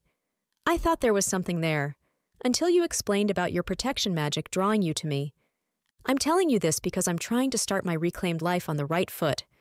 With total honesty. I don't want you to feel obligated to... He put his finger up to my lips. In shock, I stopped talking. Was he shushing me? Was I making him that uncomfortable? Although the gleam in his eye confused me. This whole honesty thing was a challenge. Jackson took my hands in his, rubbing his thumbs along the pads of my palms. Robin, you're correct that my protection magic drew me to you. But it was never just about protection. I was attracted to you from the first moment I saw you too. Even with the demon energy diminishing me? I couldn't help but ask. He chuckled. I'll admit, I wondered if you had recently been ill, the first time I saw you. Even still, there was a spark. My magic? He lifted a single shoulder in a shrug. Maybe, I don't know. That spark drew me in. And yes, my magic told me you needed protecting. Then, he paused and leaned in closer, his breath warm against my cheek. These past few days I saw the real you, hidden beneath the demon influence and self-doubt. In only a few days? Didn't you just say you felt the same way after a few days? Your logic is infallible, I agreed, voice husky and breathy. Thank you. I am drawn to you in every way that a man can be to a woman, protection magic or not. Me too, I whispered. I felt the now familiar tingle as magic raced along my arms to my fingers. Tiny sparks showered us as we embraced, and I ran my hand over his buzz-cut hair. Jackson pulled back, and the sparks extinguished. His eyes were wide. Where are you getting the energy? Is a storm coming? Oh, yes, there is, I purred and leaned into him again. His lips met mine, gentle pressure sending non-magical energy through my body. His arms tightened around me, and we enjoyed the moment. We separated with a sigh. I discovered I could pull energy from just a simple household outlet, I informed him with a Cheshire cat grin. He laughed low and sexy, and we embraced again, enjoying our happily for right now that just might become our happily ever after. Epilogue. Robin Landon, fancy meeting you here. The iron voice brought me to a dead stop, and I turned to find myself staring into Barbara's unblinking obsidian eyes. Hi, Barbara, I stammered out. Not too surprising, since we're both members of the chamber. She lifted an eyebrow at my tone. I see you've also found your backbone. I reflexively stood up straighter, and Barbara chuckled. Yes, I have, I said in a low but clear voice. I might have found my backbone since breaking the pact. I still didn't want to make unnecessary waves by drawing attention. I'm glad, Barbara said. You are? She shrugged. I don't hold a grudge. I belly laughed and then clapped hands over my mouth. Maybe not, but you ordered Jackson's death. You ordered my death. Her eyes bored into my skull at my exhalation, and I waited to be pulled down to hell before remembering she said all was forgiven. Maybe she didn't hold grudges? Demons were confusing when they didn't stay heartless and deadly. That might have been a mistake, she said. What? I surely misheard that. That might have been a mistake, ordering your deaths, she repeated and expanded. You're a demon, a killer, I insisted. I've never actually killed anyone, Barbara said archly, directly or indirectly. Now why do I find that hard to believe? Because you don't like me. Her smile revealed rows of tiny, sharp teeth. Because you were my minion for years. That's true. I hesitated. What will you do now? Barbara's eyebrows rose in surprise. Why do you care? I shrugged. Natural curiosity, I suppose. She opened and closed her mouth. I don't know, she admitted. Everything had been going according to plan, as I saw in my premonitions. But this series of events was unseen, and I don't know what that means. She bit her lower lip, a strangely human action that threw me for a moment. I hope you figure it out. Maybe you don't have to let your... I coughed. Demon status determine your actions. Barbara chuckled. You mean, I can choose to be good. Despite her sarcastic response, I thought I heard an undercurrent of genuine uncertainty. Yes, you can choose a different path. Did demons have free will like that? I had no idea. Barbara's eyes flashed red for a moment, and the blood chilled in my veins. Had I gone too far? They returned to their normal obsidian, and I breathed a sigh of relief into the uncomfortable silence. Maybe I will. Barbara sighed. Maybe I will. This has been An Unexpected Sequel, Episode 4 of the Paranormal Talent Agency. Written and produced by Heather Silvio. Book copyright 2019. Audiobook copyright 2024. Thank you for listening.